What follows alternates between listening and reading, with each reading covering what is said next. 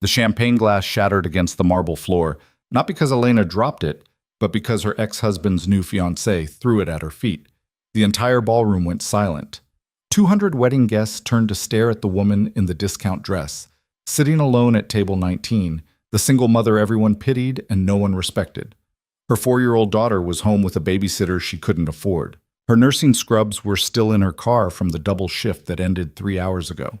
And her family, her own family, had seated her behind a decorative column where she wouldn't ruin the photos. She was invisible, disposable, forgotten. Until a man in a $10,000 suit sat down across from her and said 5 words that would shatter everything. "Let me be your husband." If you want to see how far a lie can take you when the wrong man makes you the right offer, stay until the end. Hit that like button and drop a comment with your city so I can see how far this story travels. Elena Carter had mastered the art of making herself small. Not physically, though at 5'4" in heels, she'd never quite commanded a room, but in the way she moved through the world. Quiet, apologetic, the kind of woman who said sorry when someone else stepped on her foot.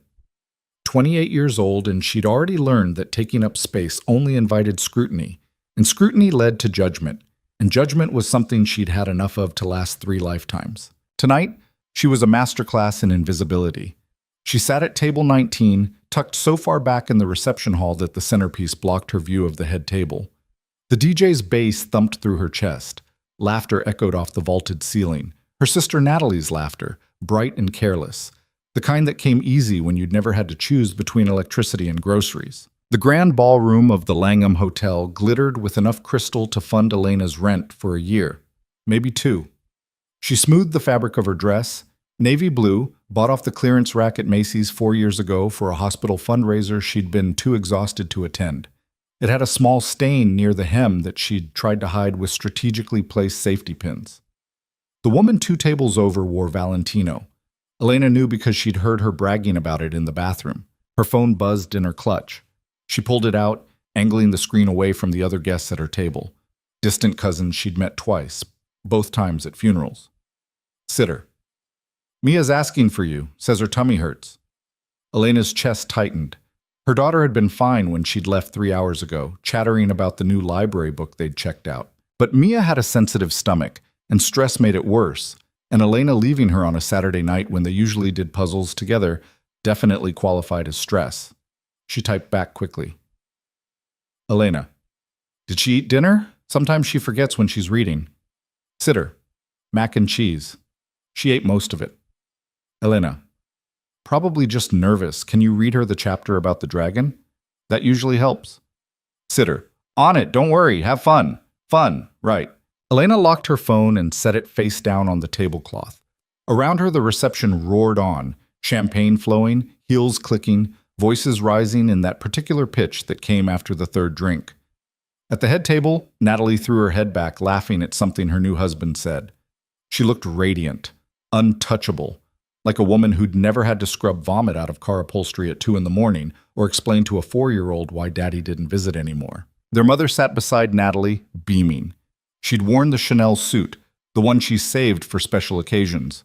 She'd told Elena 2 weeks ago that this wedding was a real celebration, unlike Elena's courthouse ceremony 7 years ago when she'd been 3 months pregnant and stupid enough to think love conquered logistics. Elena reached for her water glass and caught a flash of movement near the bar. Marcus.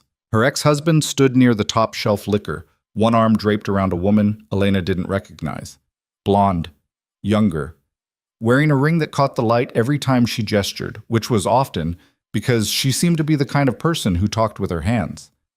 Marcus said something, and the woman laughed, high and clear, like wind chimes. Elena looked away. She didn't care. She'd stopped caring about Marcus the 3rd time he'd forgotten to pick up Mia from daycare.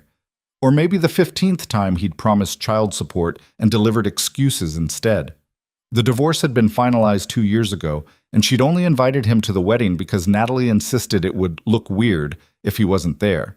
And Elena had long since learned that her job in this family was to make things look normal. "Is this seat taken?" Elena glanced up. The woman standing beside the empty chair at her table wore a silver gown that probably cost more than Elena's car. Her smile was polite but distant. the kind of expression people used when they were trying to be nice to someone they'd already dismissed. "No, go ahead," Elena said. The woman sat, smoothing her dress with the precision of someone who'd been taught posture at cotillion. She didn't introduce herself. Within 30 seconds, she was absorbed in her phone, thumbs flying across the screen. Elena took a sip of water. The ice had melted. The glass was warm. On stage, the DJ transitioned into something slow. Couples drifted toward the dance floor, Natalie and her husband first, spinning in a choreographed circle that had clearly been practiced. Their father cut in after the first verse, taking Natalie's hand while her husband stepped aside with exaggerated chivalry that got a laugh from the crowd. Elena's throat felt tight. She remembered her own wedding, the courthouse in Cook County, the clerk who'd mispronounced her name, Marcus in a shirt he'd ironed himself that still had creases in the wrong places. They'd gone to IHOP afterward because it was the only place open, and Elena had been craving pancakes with the desperation that came from growing a human. She'd been so sure back then that love was enough, that wanting something badly enough made it real. She'd been an idiot. Pathetic, isn't she? The voice came from the table behind her, sharp and clear, cutting through the music like a blade. Elena stiffened. "Who? The sister?" Another voice, male this time. "Yeah, I heard she's got a kid." "No husband." "She had a husband," the first voice corrected. "He left her. Can you blame him?" Laughter, low and mean. Elena's fingers tightened around her water glass. She didn't turn around. She kept her eyes forward, her face blank, her breathing even. She'd had years of practice at this. "I heard she's a nurse," the male voice continued. "Works night shifts. Leaves the kid with babysitters. That's what happens when you get knocked up at 21 and think a courthouse wedding counts as a plan." More laughter. Elena stood. She didn't grab her purse, didn't excuse herself, just stood and walked toward the exit with slow, measured steps, her heels clicking against the marble in a rhythm that felt too loud, too obvious, like a drumbeat announcing her retreat. The hallway outside the ballroom was quieter, dimmer. She made it to the restroom and locked herself in a stall before the tears came. She didn't sob. She'd learned early that crying loudly only brought attention, and attention brought questions, and questions required explanations she didn't have the energy to give. Instead, she pressed her palms against her eyes and let the tears slide silently down her cheeks, pooling in the hollow of her collarbone. This was supposed to be fine. She'd known what tonight would be. Her family's condescension, her ex-husband's indifference, the pitying looks from people who remembered her as the girl with potential before she became the woman with problems. She'd prepared herself, built the walls higher, told herself it was just one night. But sitting in that ballroom, invisible at a table no one cared about, listening to strangers dissect her life like it was gossip they'd picked up from a reality show, it had cracked something inside her she thought she'd already broken past repair. She pulled her phone out, checked the time, 9:47. The reception didn't end until midnight. She could leave now, claim a headache, or maybe just ghost entirely, slip out the side exit and let Natalie explain her absence however she wanted. Her phone buzzed. Sitter. Mia's asleep. Dragon Chapter did the trick. She's out cold. Elena exhaled. At least something tonight had gone right. She wiped her eyes with the back of her hand, careful not to smudge what little makeup she'd bothered with. Checked her reflection in the stall door's polished metal. Her mascara had held. Small victories. She unlocked the stall and stepped toward the sink. The bathroom was empty. Cream marble and gold fixtures, the kind of restroom that came with cloth hand towels instead of paper. She ran cold water over her wrists, an old trick from nursing school when panic attacks hit during exams. The door swung open behind her. Elena didn't look up. She kept her focus on the water, watching it pool in her cupped palms. "You're Elena Carter." It wasn't a question. Elena glanced up. The woman in the mirror wasn't someone she recognized. Mid-30s, blonde, wearing a dress that looked like it had been sewn directly onto her body. Her expression was unreadable. "Do I know you?" Elena asked. "No, but I know you."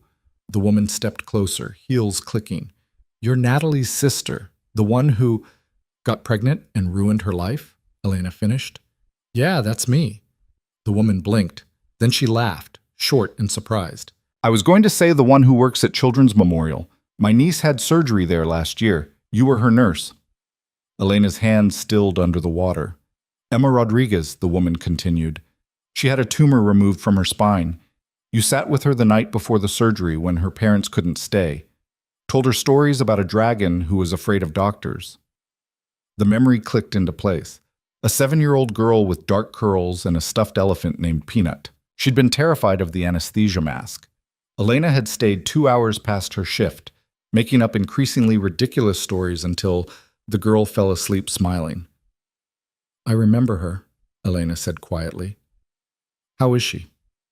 Cancer-free, walking, starting 3rd grade in the fall. The woman's expression softened. You made a difference. I wanted to say thank you, but you were gone before we could find you. Elena turned off the water. I'm glad she's okay. My sister talks about you all the time, says you're the reason Emma made it through. The surgeons are the reason she made it through, Elena corrected. I just kept her distracted. You kept her hopeful, the woman said. That's not nothing. For a moment, the bathroom was silent except for the faint hum of ventilation and the distant bass from the ballroom. I should get back, Elena said finally, to that table in the corner where no one's talking to you. The woman's tone wasn't cruel, just honest. You looked miserable out there. Elena didn't deny it. The woman studied her for a beat, then reached into her clutch and pulled out a business card. If you ever want a change of scenery, call me. My firm's always looking for people who give a damn. The pay's better than nursing, and the hours don't destroy your soul. Elena took the card. Sophia Andretti, senior partner, Andretti and Associates. A law firm. Corporate, probably. I'm not a lawyer, Elena said. We need good people in operations, HR, case management, people who know how to handle pressure without falling apart. Sophia smiled. Think about it. She left before Elena could respond. Elena stared at the card. The embossed lettering caught the light. She tucked it into her clutch and dried her hands on one of the absurdly soft towels. When she stepped back into the hallway, the music had shifted again. Something upbeat and loud, the kind of song that made drunk people think they could dance. She could see into the ballroom from here. Natalie was on the dance floor with a crowd of bridesmaids, all of them moving in semi-coordinated chaos. Marcus stood near the bar, still with the blonde woman, his hand resting on the small of her back. Elena turned toward the exit. She made it 3 steps before someone spoke. Leaving already? The voice was low, smooth, with an accent she couldn't quite place. Something European, maybe Italian, softened by years in America. She turned. The man leaning against the wall near the coat check was tall, well over 6 feet, with dark hair swept back from a face that looked like it had been designed to sell expensive watches. His suit was charcoal gray, perfectly tailored, the kind of fit that came from a private tailor who made house calls. He held a glass of whiskey in one hand, amber liquid catching the light. He was looking at her. I don't think we've met, Elena said carefully. We haven't. He pushed off the wall, closing the distance between them with the kind of easy confidence that came from never doubting your right to occupy space. But I've been watching you all night. Elena's stomach tightened. That's not comforting. His mouth curved, not quite a smile, more like the suggestion of one. Didn't mean it to be. Then what did you mean? That you're the only person in this entire circus who looks like they'd rather be anywhere else. He took a sip of his drink. And I'm curious why you're still here. It's my sister's wedding. That's not an answer. Elena crossed her arms. I don't owe you an answer. No, he agreed. You don't. They stood there, the noise from the ballroom washing over them. Laughter and music and the clink of glass on glass. He didn't look away. Didn't fill the silence with small talk or excuses. Just waited, like he had all the time in the world and no particular investment in how she chose to spend hers. Who are you? Elena asked finally. Luca Moretti? The name didn't mean anything to her, but the way he said it, flat, without inflection, suggested it should. Are you a friend of Natalie's? No. The groom's? No. Then what are you doing here? I was invited. He swirled the whiskey in his glass. Business associate of your brother-in-law's father. Thought I'd make an appearance, show some respect. And now you're done showing respect? Now I'm bored. He drained the rest of his drink and set the glass on a nearby table. So I'll ask again, why are you still here? Elena hesitated. She didn't know this man. didn't owe him honesty, but there was something about the way he looked at her. Direct, unflinching, like he could see past the careful mask she'd spent years perfecting, that made lying feel pointless. Because leaving would give them something else to talk about, she said. They're already talking about you. Her chest tightened. You don't know that. I heard the women at table 7, the ones behind you. His expression didn't change. They weren't quiet. Heat flooded Elena's face. Then you know why I can't leave. I know why you think you can't leave, he corrected. But you're wrong. You don't know anything about me. I know you're sitting alone at the worst table in the room while your ex-husband parades his new girlfriend around like a victory lap. I know your family seated you behind a column so you wouldn't ruin the photos. I know you've checked your phone 6 times in the last hour because you're worried about your daughter. He paused. And I know you're about 3 minutes away from walking out of here and never speaking to any of these people again. Elena stared at him. Are you some kind of stalker? Observant? That's what stalkers say. This time he did smile, a quick flash of teeth that didn't reach his eyes. Fair point. Why do you care what I do? I don't. He tilted his head slightly, studying her. But I have a proposition. I'm not interested. You haven't heard it yet. I don't need to. I'm going home. She turned toward the exit, made it 2 steps before his voice stopped her. What if you didn't have to be invisible anymore? Elena froze. What if, just for tonight, you were the one everyone looked at? He stepped closer, not threatening, just present. What if your ex-husband saw you with someone who made him feel like the small, irrelevant man he is? What if your family had to smile and pretend to be happy for you while their stomachs turned with envy? Elena turned slowly. What are you talking about? Luca Moretti reached into his jacket and pulled out a small velvet box. He opened it. Inside was a ring, diamond, large enough to catch every light in the hallway, set in platinum that gleamed like liquid silver. Be my wife, he said. Elena's heart stopped. Excuse me? For tonight. Just tonight. He held the box steady, his expression unreadable. Walk back into that ballroom on my arm. Let me introduce you as my wife. Let them see you the way I do, worth something. You're insane. Probably. He didn't lower the box. But I'm also serious. Why would anyone? Because I need a wife for tonight, he said simply. And you need to stop being treated like you don't matter. I don't even know you. You know I'm rich. You know I'm here. You know I'm offering you a way to walk back in there and make every single person who dismissed you feel like an idiot. He paused. What else do you need to know? Elena's mind raced. This was insane, completely insane. She should walk away, get in her car, drive home to Mia, and forget this entire nightmare of a night. But she thought about Marcus at the bar, his hand on that woman's back. Her mother at the head table, glowing with pride over Natalie's perfect life. The strangers at table 7 who'd carved her up like gossip over cocktails. What's in it for you? She asked. Does it matter? Yes? Luca closed the ring box and slipped it back into his jacket.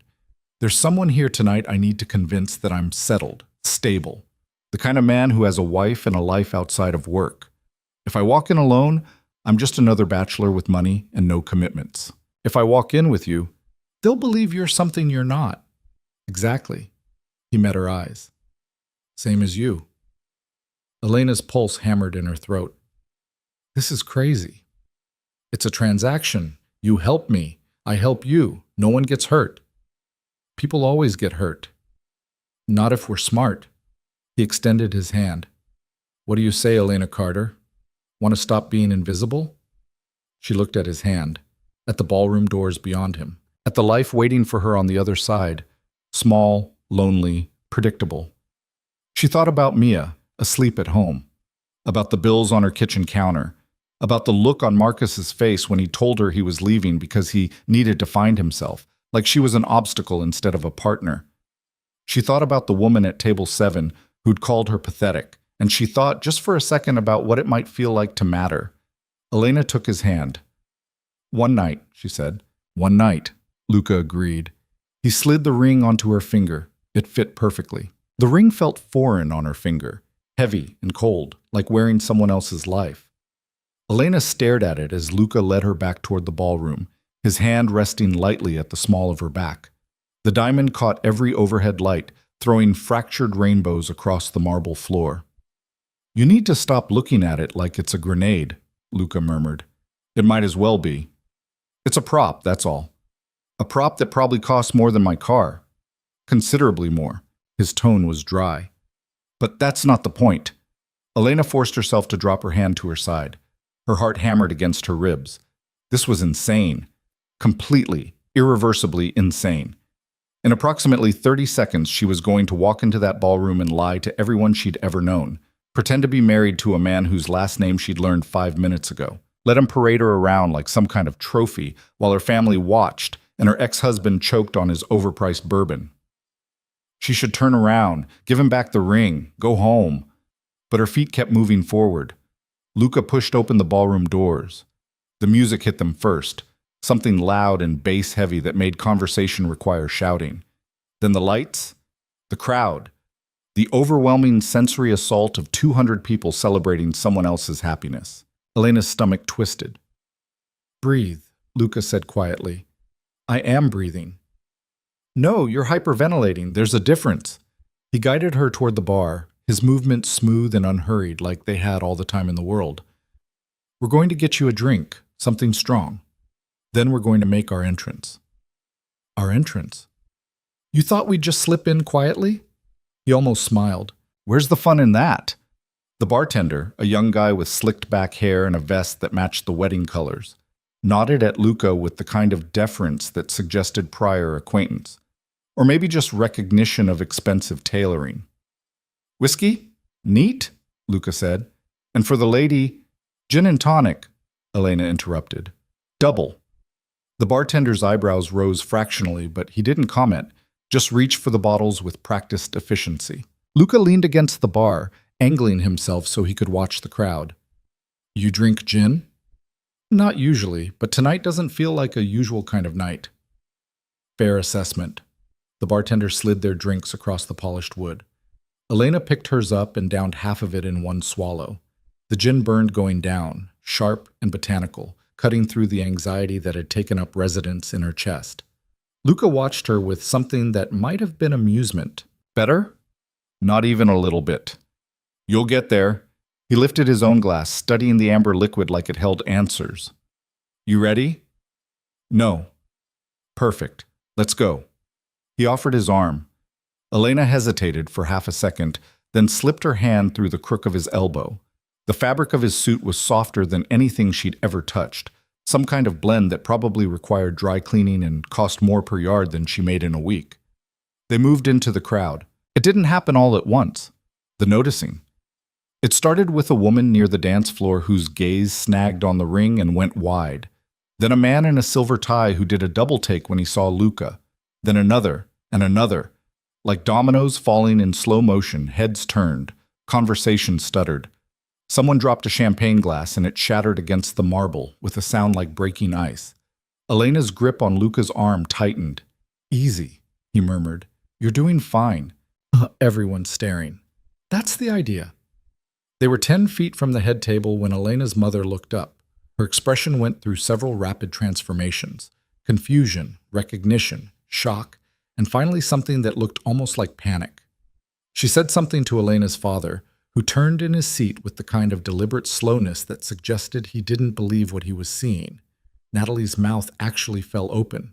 Luca stopped directly in front of the head table. He didn't release Elena's arm, didn't step back to create distance, just stood there, solid and unmovable, like a man who'd never questioned his right to exist in any space he chose. "Congratulations," he said to Natalie. His voice carried, despite the music, smooth, cultured, the kind of accent that made everything sound vaguely sophisticated. "Beautiful ceremony." Natalie blinked. Thank you. I'm sorry, do we—" "Luca Moretti." He extended his free hand. Natalie took it automatically, still looking dazed.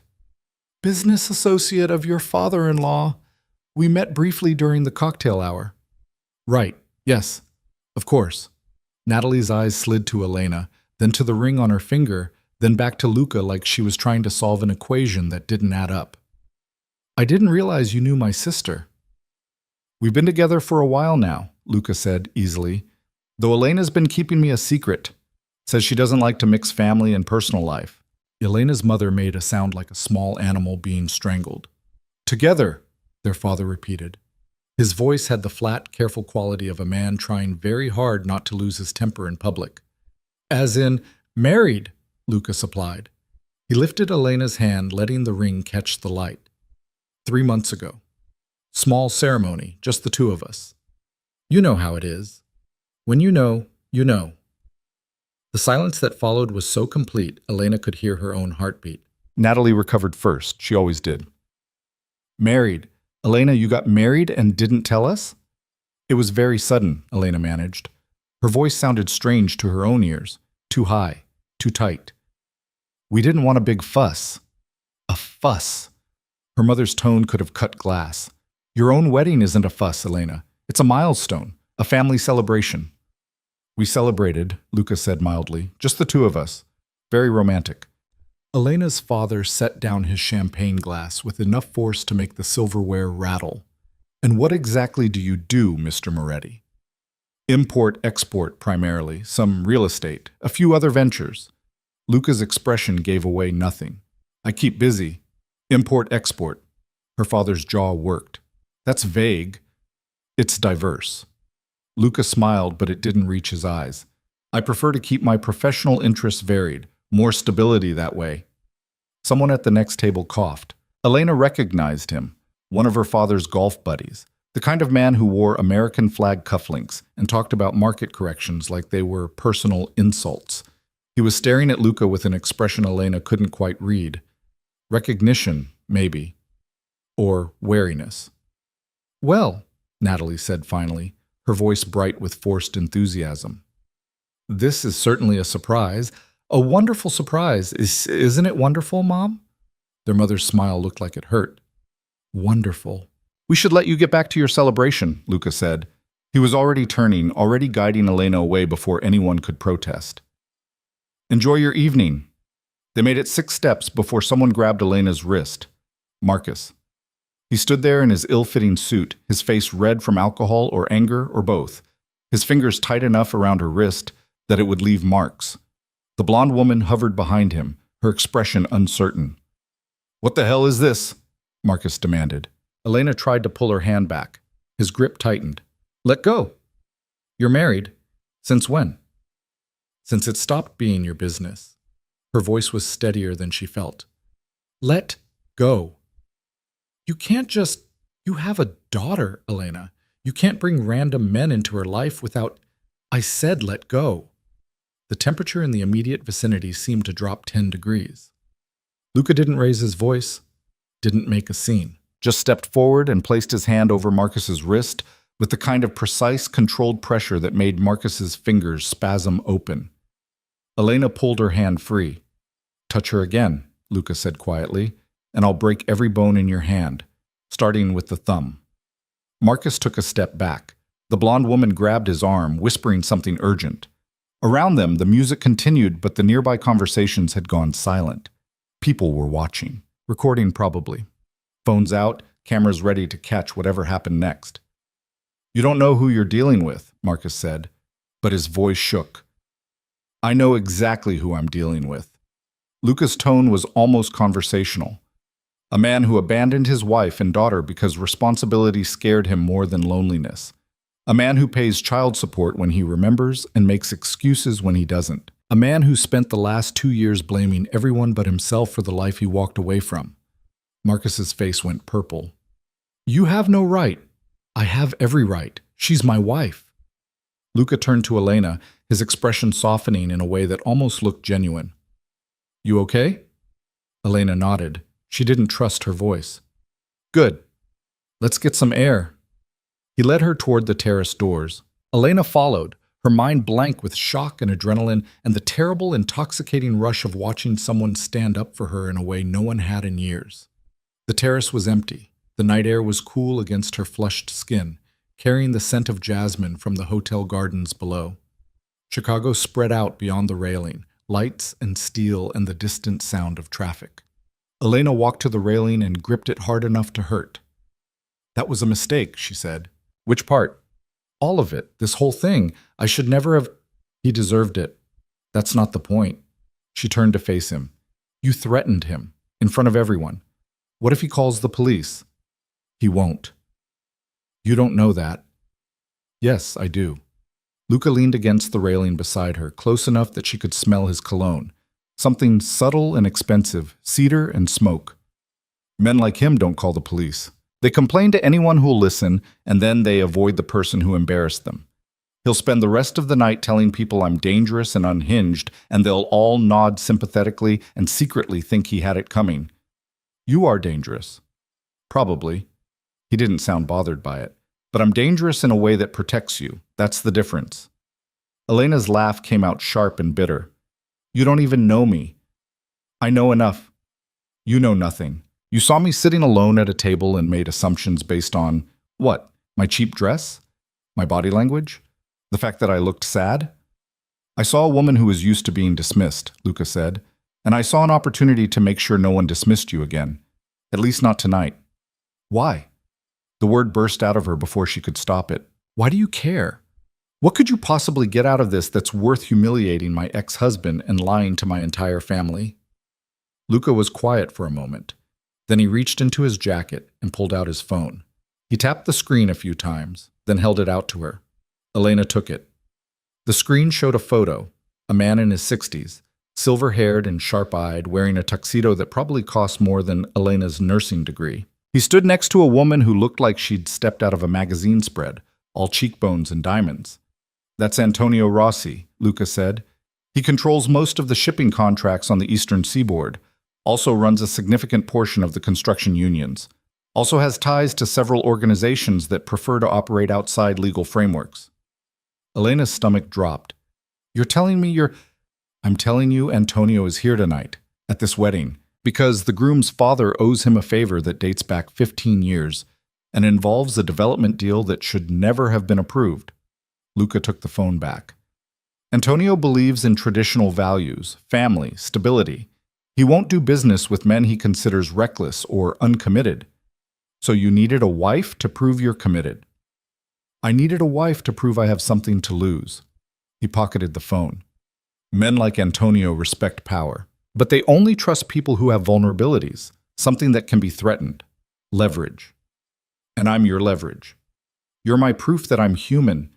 He met her eyes. For what it's worth, I'm sorry. I shouldn't have dragged you into this without explaining the stakes. No, you shouldn't have. Elena's hands were shaking. She pressed them flat against the railing. What happens if he finds out we're lying? He won't. But if he does, then I handle it. Luca's voice was firm. This doesn't touch you or your daughter. I made you a promise. One night, I keep my promises. Elena wanted to believe him. Desperately. But she'd been promised things before by men who smiled and spoke with certainty, and those promises had evaporated the moment they became inconvenient. I need to go home, she said. Not yet. Yes, yet. This was a mistake. I never should have. Elena. She stopped. The way he said her name, not pleading, not demanding, just steady and certain, made her look up. If you leave now, they win, Luca said. Your family, your ex. Everyone who decided you weren't worth their time or respect. You walk out that door alone, and you confirm everything they already think about you. I don't care what they think. Yes, you do. His expression was almost kind. And you should, not because their opinion matters in any cosmic sense, but because you deserve to take up space, to be seen, to watch the people who dismissed you realize they made a mistake. That's petty. It's human. He straightened, turning to face her fully. Stay. One more hour. Let me introduce you to Antonio. Let your family see you on the arm of someone who treats you like you matter. Then I'll have my driver take you home and we'll never see each other again. 1 hour. That's all. Elena closed her eyes. Thought about Mia, asleep in her bed with her dragon book on the nightstand. Thought about the bills and the student loans and the life waiting for her that was small and hard and lonely, but safe. Then she thought about the look on Marcus's face when Luca had threatened him, the shock in her mother's eyes. The way people had stared at the ring on her finger like it was proof of something impossible. 1 hour, she said. Then I'm done. Deal. They went back inside. The ballroom felt different now, charged. People parted as they walked through, creating a path that felt both respectful and wary. Elena caught fragments of conversation as they passed, whispers about Luca, about the ring, about the way he'd handled Marcus. Someone mentioned a name she didn't recognize. Someone else laughed nervously. Luca guided her toward a corner table where 3 men sat, all of them wearing suits that looked like they required security clearances to purchase. The man in the center, silver-haired, sharp-eyed, exactly like his photo, looked up as they approached. Moretti. His voice carried an accent thicker than Luca's, old world and unfiltered. You actually came. I said I would. Luca pulled out a chair for Elena. She sat, her spine straight, her hands folded in her lap to hide their trembling. Antonio, I'd like you to meet my wife, Elena. Antonio's gaze shifted to her. Elena had been looked at by plenty of people tonight, judged, dismissed, pitied. But this was different. Antonio Rossi looked at her the way a jeweler examined a stone, clinical and assessing, searching for flaws or value or both. Wife, he repeated. I didn't know you were married. Recent development, Luca said easily. He sat beside Elena, his hand finding hers beneath the table. His grip was warm, steady. We kept it quiet. Clearly. Antonio's attention didn't waver from Elena. What do you do, Mrs. Moretti? The name sent a jolt through her. Mrs. Moretti. Like she belonged to this lie. I'm a nurse, she said. Her voice came out stronger than she expected. Pediatric ICU at Children's Memorial. One of the other men at the table, younger, with a scar along his jawline, made a sound like a cough. Antonio silenced him with a look. A nurse. Antonio leaned back in his chair. Noble profession. My daughter wanted to be a nurse once. I convinced her to pursue business instead. Why? Elena asked before she could stop herself. Antonio's eyebrows rose. Excuse me? Why did you convince her not to be a nurse, if that's what she wanted? The table went very quiet. Luca's hand tightened around hers. A warning, maybe, or reassurance. Elena couldn't tell. Antonio studied her for a long moment. Then he smiled. It didn't look particularly warm. Because nursing is a job where you save individual lives, he said. Business is how you save entire communities. Build hospitals, fund research. My daughter runs a foundation now that provides medical equipment to underserved areas across 3 continents. She helps more people in a month than most nurses help in a lifetime. That's not the same thing, Elena said. No? No. She met his eyes. Foundations are important. Funding is important. But someone still has to be there at 3 in the morning when a child stops breathing. Someone has to hold their hand during the scary parts. That's not scalable. It's not efficient. But it matters. The man with the scar shifted in his seat. The third man at the table, older with salt and pepper hair, watched Elena with an expression she couldn't read. Antonio's smile widened. You have spine. I like that. I have a daughter, Elena said. I don't have the luxury of backing down when something matters. How old? 4? Good age. Old enough to understand the world. Young enough to still believe it's fair. Antonio reached for his wine glass. You're right, of course, about the nursing.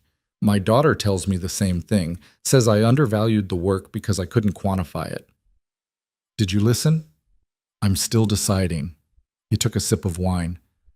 Luca, you didn't tell me you'd married someone interesting. I didn't tell you I'd married anyone, Luca said. I prefer to keep my personal life private. Clearly not that private. Antonio gestured toward the ballroom.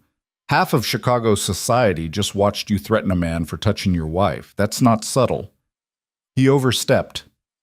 He did. And you handled it. Antonio set down his glass. I appreciate a man who protects what's his. Elena's jaw tightened at the phrasing, what's his? But she kept her mouth shut. This wasn't her fight. This was Luca's world. Luca's deal. Luca's whatever the hell this was that she'd agreed to be a prop for. We should discuss the shipping contracts, one of the other men said. The one with salt and pepper hair. His voice was smooth, professional, like they were sitting in a boardroom instead of a wedding reception. Antonio waved a hand dismissively. Later. Tonight is for celebration. Of course. The man subsided. Antonio turned back to Elena. Tell me, Mrs. Moretti, what does your daughter think of her new stepfather? Elena's heart stopped. She hadn't thought about this. Hadn't planned for this. Mia didn't know about Luca. Couldn't know about Luca. This whole thing was supposed to be contained. One night, one lie, and then back to real life where her daughter was safe and protected from the chaos Elena kept creating. She hasn't met him yet, Elena said carefully. Antonio's expression sharpened. No? Why not? We wanted to establish our relationship first, Luca cut in smoothly. Make sure the foundation was solid before involving a child. Kids are perceptive. They pick up on uncertainty. Smart. Antonio nodded approvingly. Too many people rush these things. Introduce children to partners who won't last. Causes confusion, instability. Exactly, Luca agreed. Elena wanted to scream, or laugh, or both. The absurdity of it, sitting here with a crime boss and two associates who probably had bodies buried somewhere, discussing parenting philosophy like they were at a PTA meeting. When do you plan to tell her? Antonio pressed. Soon, Elena said, because what else could she say? We're just waiting for the right time. Don't wait too long. Children need structure, clear expectations. Antonio pulled out his phone and tapped the screen. I'm sending you my daughter's contact information. She runs a program for children of blended families. Helps with the transition. You should reach out. Elena's phone buzzed in her clutch. She pulled it out. Sure enough, a contact card. Maria Rossi, with a phone number and email address. Thank you, Elena managed. Family is everything, Antonio said. You protect it. Nurture it. That's what separates us from animals. The man with the scar coughed again. This time, Antonio ignored him. I should check on the bride, Elena said abruptly. She needed air, space, something other than this conversation that was spiraling into territory she couldn't navigate. Excuse me? She stood. Luca started to rise as well, but she touched his shoulder, a silent request to stay. He settled back into his chair, though his eyes tracked her as she walked away. Elena made it to the hallway before her knees went weak. She leaned against the wall, breathing hard. Her phone buzzed again. Not Antonio this time, the babysitter. Sitter. Mia woke up asking for water. She's fine, but wanted me to tell you she loves you. Elena typed back with shaking fingers. Elena, tell her I love her too. I'll be home soon. Sitter. No rush, we're good here. Elena closed her eyes. What was she doing? She was a pediatric nurse, a single mother, a woman who bought her clothes on clearance and drove a car with a check engine light that had been on for 6 months. She had no business sitting at a table with men who talked about shipping contracts and blended families while their eyes promised violence to anyone who crossed them. She needed to end this. Now, before it got any worse. There you are. Elena's eyes snapped open. Natalie stood in the hallway, her wedding dress shimmering under the lights, her expression unreadable. I was just hiding? Natalie crossed her arms. Yeah, I figured. I wasn't hiding. Elena, I've known you for 28 years. I know when you're hiding. Natalie stepped closer. What the hell is going on? Who is that man? I told you, my husband. Bullshit. Elena flinched. Natalie almost never swore. You didn't get married, Natalie continued. You would have told me. We talk every week. You would have said something. We're not that close anymore, Nat. Because you keep pushing me away. Every time I try to help, you shut me out. Every time I ask how you're doing, you say fine and change the subject. Natalie's voice cracked. But now you show up to my wedding with some stranger wearing a ring that costs more than a car and I'm supposed to just… What? Smile and pretend this is normal? I didn't want to steal your spotlight. I don't care about the spotlight. I care about you lying to me. They stared at each other. The music from the ballroom thumped through the walls, muffled and distant. I'm sorry, Elena said finally. I should have told you. Told me what? The truth or the lie you're trying to sell everyone else? Elena didn't answer. Natalie's expression softened. Elena, please. Whatever this is, whoever he is, you can tell me. I'm your sister. You're the sister who seated me behind a column so I wouldn't ruin the photos. Natalie looked like she'd been slapped. That wasn't... Mom did the seating chart. I didn't... But you didn't change it. Because I thought you wouldn't care. You always say you hate being the center of attention, that you'd rather blend into the background. There's a difference between blending in and being hidden. Natalie's eyes filled with tears. I didn't mean to hurt you. I know. Elena's throat felt tight. But you did. Then let me fix it. Tell me what's going on, please. For a moment, Elena almost did.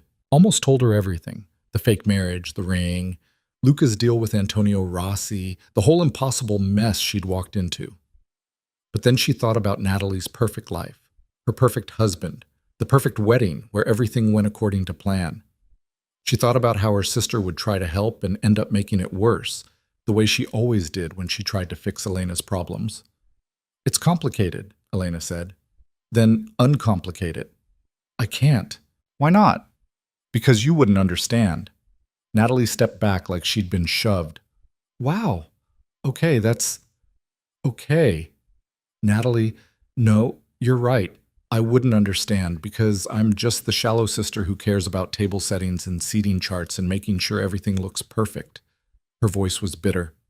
I couldn't possibly understand what it's like to feel trapped or desperate or alone. That's not what I meant. Yes, it is. Natalie wiped her eyes, careful not to smudge her makeup. You've always thought I had it easy, that my life was handed to me while you had to fight for everything.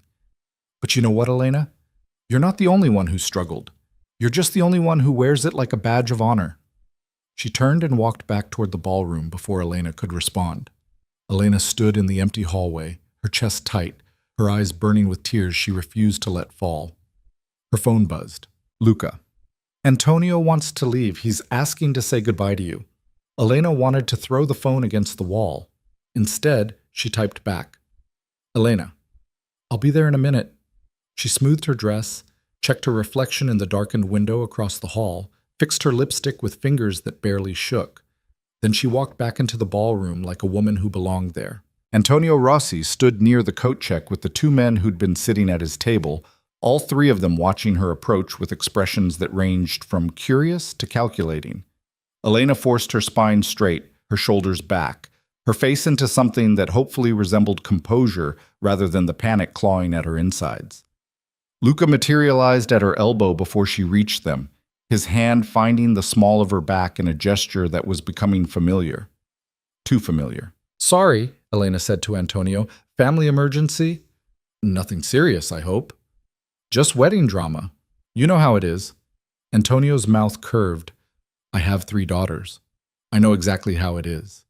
He extended his hand and Elena shook it, his grip firm but not crushing. It was a pleasure meeting you, Mrs. Moretti. You're not what I expected.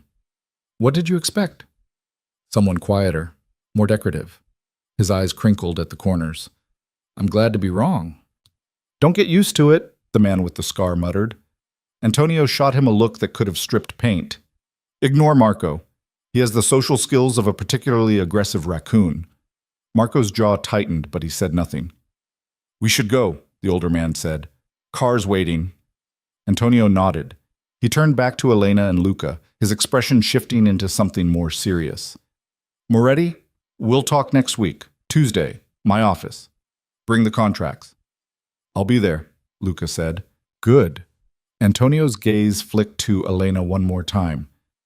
Take care of your family. It's the only thing that matters in the end. They left without further ceremony, moving through the ballroom like a small storm system, people parting instinctively, conversations dying in their wake. Elena watched them disappear through the main doors before she let herself breathe. That went well, Luca said. Did it? You challenged him on nursing versus philanthropy, and he respected you for it. That's more than most people get. Elena pulled away from him, putting distance between them that felt necessary. I need to go home. It's only 10:30. I don't care. I'm done. She yanked the ring off her finger and held it out. Here, thank you for the show. It was very educational. Luca didn't take the ring. Keep it. Excuse me? Until tomorrow. I'll pick it up when I drop off your payment. Elena stared at him. Payment? For your time tonight. We had an arrangement. I don't want your money. You helped me close a business deal worth 8 figures. You're getting paid. He pushed the ring back toward her hand. Consider it a consulting fee. I didn't consult anything. I sat at a table and lied to a crime boss about being your wife. Exactly. That's worth at least 50,000. The number hit her like cold water. 50? You're insane. I'm practical. You have a daughter, bills, student loans, probably. You work night shifts because the pay differential helps cover daycare. His expression was matter of fact. Take the money. Use it however you want. Pay off debt. Take a vacation. Put it toward your daughter's college fund. Elena wanted to throw the ring at him, wanted to tell him to take his money and his assumptions and his perfectly tailored suit and disappear from her life forever. But $50,000, that was a year's worth of rent. Mia's preschool through kindergarten. The dental work Elena had been putting off because her insurance didn't cover crowns. She closed her fist around the ring. Tomorrow, she said, then we're done. Tomorrow, Luca agreed. She turned to leave and almost walked directly into her mother. Her mother stood in the middle of the hallway wearing an expression Elena had seen before, usually right before a lecture about responsibility or appropriate life choices or why couldn't Elena be more like Natalie. Her father hovered behind her, looking uncomfortable in the way men did when they knew a fight was coming but had no idea how to stop it. We need to talk, her mother said. Not now, Mom. Yes, now. Her mother's voice had that edge to it, sharp and cold. You show up to your sister's wedding with a husband no one's ever heard of, wearing a ring that costs more than most people make in a year, and you think you can just walk out without explaining yourself? I don't owe you an explanation. You're my daughter. You absolutely owe me an explanation. I'm 28 years old. I stopped owing you explanations when I moved out. Her mother's mouth thinned. Don't be childish. Childish, Elena laughed, the sound bitter. Right, because wanting privacy is childish, but seating me behind a column at my own sister's wedding is perfectly mature. That wasn't personal. Everything you do to me is personal, Mom. You've been punishing me for getting pregnant since the day I told you about Mia. That's not fair. Isn't it? You've spent 7 years making sure I know I'm a disappointment, that I ruined my life. That if I'd just listened to you, if I'd just been smarter, better, more like Natalie, then maybe I wouldn't be a single mother working night shifts and living in a one-bedroom apartment. Her mother's face went pale. I never said any of that. You didn't have to. You say it every time you look at me. Elena's voice cracked. Every time you introduce me to your friends and mention I'm a nurse like it's an apology. Every time you ask if I'm seeing anyone and look disappointed when I say no. Every time you compare me to Natalie and find me lacking. Elena.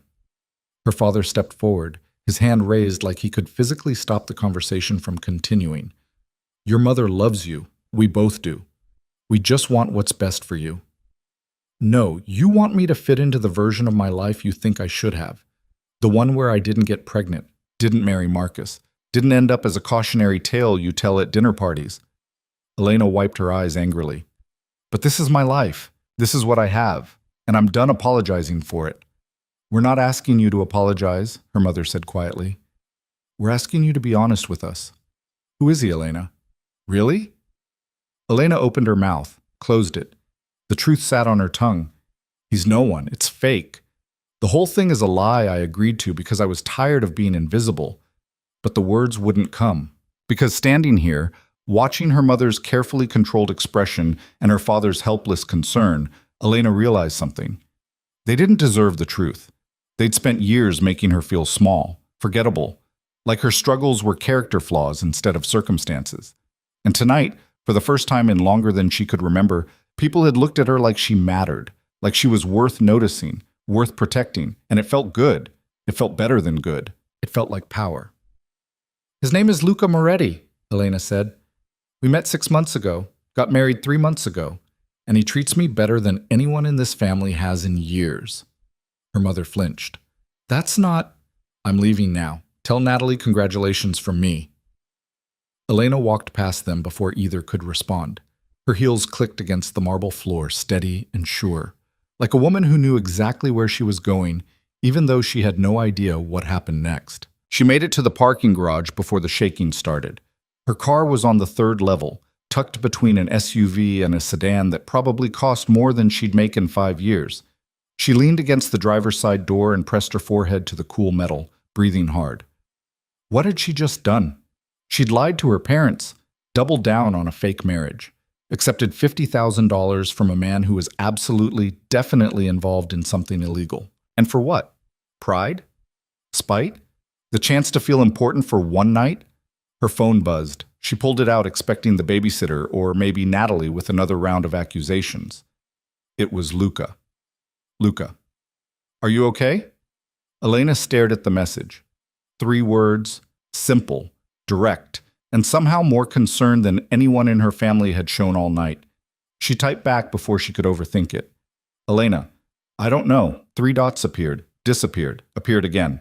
Luca, where are you? Elena, parking garage. Luca, stay there, I'm coming to you. Elena, you don't have to. Luca, stay there. Elena locked her phone and slid down the car door until she was sitting on the concrete. Her dress pooled around her like a deflated parachute. The ring was still on her finger. She'd forgotten to take it off. Footsteps echoed through the garage. Luca appeared around the corner of the SUV, his jacket unbuttoned, his tie loosened. He looked at her sitting on the ground, and something in his expression shifted. You okay? He asked. You already asked me that. You didn't answer. I said I don't know. That's not an answer either. He crouched down beside her, his expensive suit probably getting ruined on the dirty concrete. What happened? My parents cornered me, asked who you were. I lied to them. Again. Elena laughed weakly. I'm really committing to this fake marriage thing, aren't I? You don't have to. I already did. In front of my entire family. There's no walking it back now. She tilted her head back against the car. What am I going to do when they want to meet you again? When they want to come to our place for dinner? When they ask why Mia hasn't met her stepfather yet? We'll figure it out. There's no we. This was one night. Remember? Luca was quiet for a moment. Then he said, What if it wasn't? Elena's head snapped toward him. What? What if we kept this going? Not forever, just long enough to make it believable. You're joking. I'm not. He settled more comfortably onto the concrete like they were having this conversation in a living room instead of a parking garage at 11 at night. You need your family to take you seriously. I need business associates to believe I'm stable. We could help each other. For how long? 6 months? Maybe a year. Long enough for people to stop questioning it. And then what? We get divorced? How does that help either of us? It gives you time to build something, Luca said. Get your feet under you. Save money. Figure out what you want your life to look like without constantly defending it to people who don't respect you. This is insane, probably. But it worked tonight, didn't it? Elena wanted to argue. Wanted to tell him that tonight had been a disaster, that she'd fought with her sister and lied to her parents and agreed to take money from a stranger for participating in fraud. But she kept thinking about the look on Marcus's face when Luca had threatened him. The way Antonio Rossi had actually listened when she talked instead of dismissing her. The way people had parted for them in the ballroom like they mattered. I have a daughter, she said. I know. She can't know about this, any of this. If we even consider this, Mia stays completely separate. Agreed. And the money. I'm not doing this for the money. Then do it for the leverage, the respect, the chance to stop being invisible. Elena closed her eyes. This was a mistake. She knew it was a mistake. Every rational part of her brain was screaming at her to get in her car, drive home, and pretend this entire night had never happened. But she thought about going back to work on Monday, putting on her scrubs, smiling at doctors who talked over her, checking her bank account and watching the numbers never quite add up, coming home to an empty apartment while Mia slept and wondering if this was all there would ever be. 6 months, she heard herself say. Luca's expression didn't change. 6 months. And we need rules, boundaries. This is a business arrangement, nothing else. Of course. I mean it, Luca. I'm not looking for a relationship. I'm not looking for anything except a way to get my family off my back and maybe save enough money to give Mia a decent life. Understood. Elena studied his face, looking for deception or ulterior motives or whatever it was men like him hid behind expensive suits and easy smiles. But all she saw was calculation, interest, the same expression he'd probably worn when he negotiated shipping contracts or real estate deals or whatever else filled his days. "Why are you really doing this?" she asked. "I told you." "No, the real reason, not the business excuse. Why does Luca Moretti need a fake wife badly enough to offer a stranger $50,000 and a 6-month arrangement?" He was quiet for so long she thought he wasn't going to answer. Then he said, "Because I'm tired of being alone." The honesty of it hit her harder than any lie could have.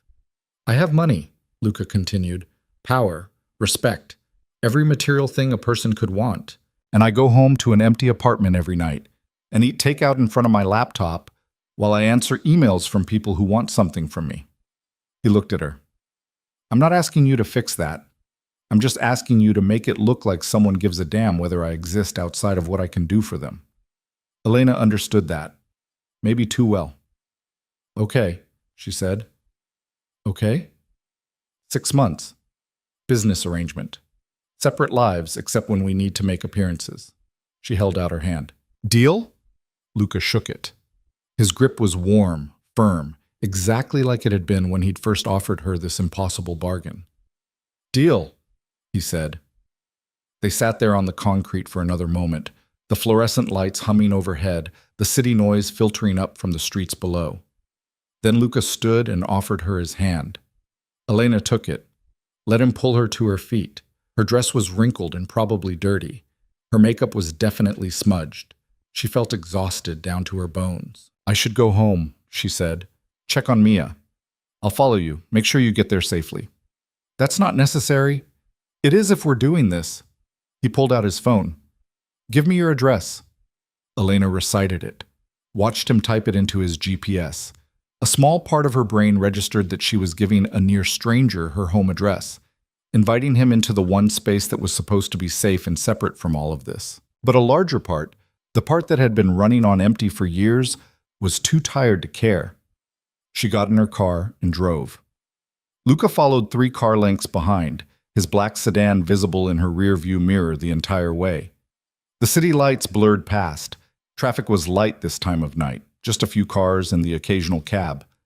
Elena's mind felt blank, like she'd used up all her emotional capacity and had nothing left except the mechanical process of driving. Her apartment building was in Logan Square, a converted factory with exposed brick and industrial windows that the landlord called historic character, and Elena called impossible to heat in winter. She pulled into her assigned spot in the back lot. Luca parked beside her. "This is me," Elena said, climbing out of her car. Luca surveyed the building. If he had opinions about the graffiti on the dumpster or the broken light over the back entrance, he kept them to himself. "What floor?" he asked. "3rd, why?" "Just want to know." He glanced at the windows. "Fire escape?" "Yeah, why does that matter?" "It doesn't, probably." He turned back to her. "I'll have the money transferred tomorrow. You have Venmo?" "Luca, I don't want it." "Elena." His voice was gentle but firm. "We have an arrangement now, which means you get paid for your time. That's non-negotiable." She wanted to argue, but $50,000. That number kept echoing in her head like a prayer. "Fine," she said, "but not all at once. That'll raise questions with the bank. I'll break it into installments, $10,000 a month for 5 months. That's only 50. The extra 50 comes later, when we're done." He pulled out a business card and handed it to her. "My number. Call me if you need anything. And I mean anything. If your ex bothers you, if your family gets pushy, if you need me to make an appearance somewhere, that's what this arrangement is for." Elena took the card. Heavy stock, embossed lettering. Luca Moretti, import/export specialist. A phone number. Nothing else. "What do I tell people when they ask about you?" she said. "The truth. We met 6 months ago, got married quietly. We're private people." "And when they want details?"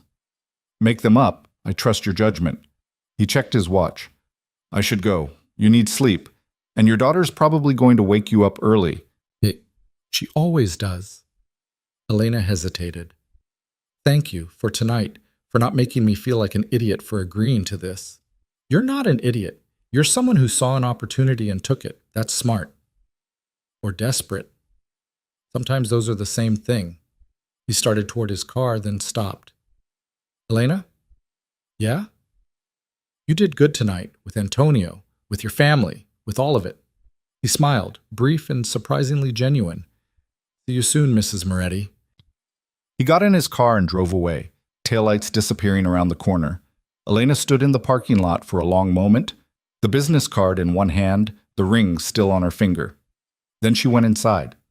The babysitter was asleep on the couch, her phone still in her hand. Elena paid her and called her a cab, keeping her voice low so she wouldn't wake Mia. Once the girl was gone, Elena locked the door and leaned against it. Her apartment looked exactly the same as when she'd left it 4 hours ago. Same worn furniture. Same stack of bills on the kitchen counter. Same crayon drawings stuck to the fridge with alphabet magnets. But somehow it felt different, smaller.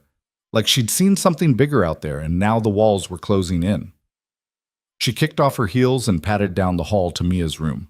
Her daughter slept curled on her side, one arm wrapped around a stuffed elephant that had seen better days. Her breathing was soft and even. The dragon book sat on the nightstand, bookmarked with a folded piece of paper. Elena sat on the edge of the bed and smoothed Mia's hair back from her forehead. Her daughter didn't wake. She never did. Once Mia was out, she slept like the dead until her internal alarm went off at 6:30. I'm doing something really stupid, Elena whispered, or really smart. I can't tell which. Mia made a small sound in her sleep and rolled over. Elena stayed there for another few minutes, watching her daughter breathe, memorizing the curve of her cheek and the way her eyelashes rested against her skin. This was what mattered. This was the only thing that mattered. Everything else, the money, the arrangement, the fake marriage, was just a means to an end. She hoped. Elena stood and walked back to her bedroom.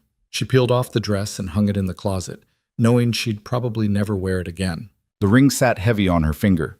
She should take it off, put it somewhere safe until Luca picked it up tomorrow. Instead, she left it on.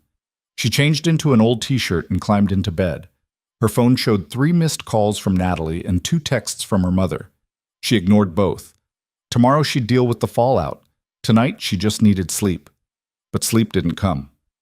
She lay there staring at the ceiling, her mind racing through everything that had happened. The wedding, the ballroom, Antonio Rossi's sharp eyes, Luca's offer, her parents' faces when she'd lied to them, the weight of the ring on her finger. Somewhere around 2 in the morning, her phone buzzed with a text. Unknown. First payment sent. Check your account. Elena pulled up her banking app. Sure enough, $10,000 pending deposit. Sender, LM Enterprises. She stared at the numbers until they blurred. Then she typed back.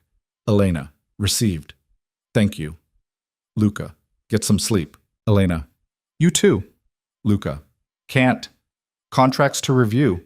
Elena, it's 2 a.m. Luca, welcome to my life. Elena smiled despite herself. Elena, good night, husband. 3 dots appeared, disappeared. Then, Luca, good night, wife. She set the phone down and closed her eyes. This was insane, completely insane. She'd agreed to fake a marriage with a man she'd known for 6 hours. A man who was almost certainly involved in organized crime. A man who'd given her $10,000 without blinking. But as she drifted towards sleep, the last thing Elena felt wasn't fear. It was something dangerously close to hope. She was still wearing the ring when Mia burst into her room the next morning at 6:32, demanding pancakes and asking why Mommy's fancy dress was hanging in the closet.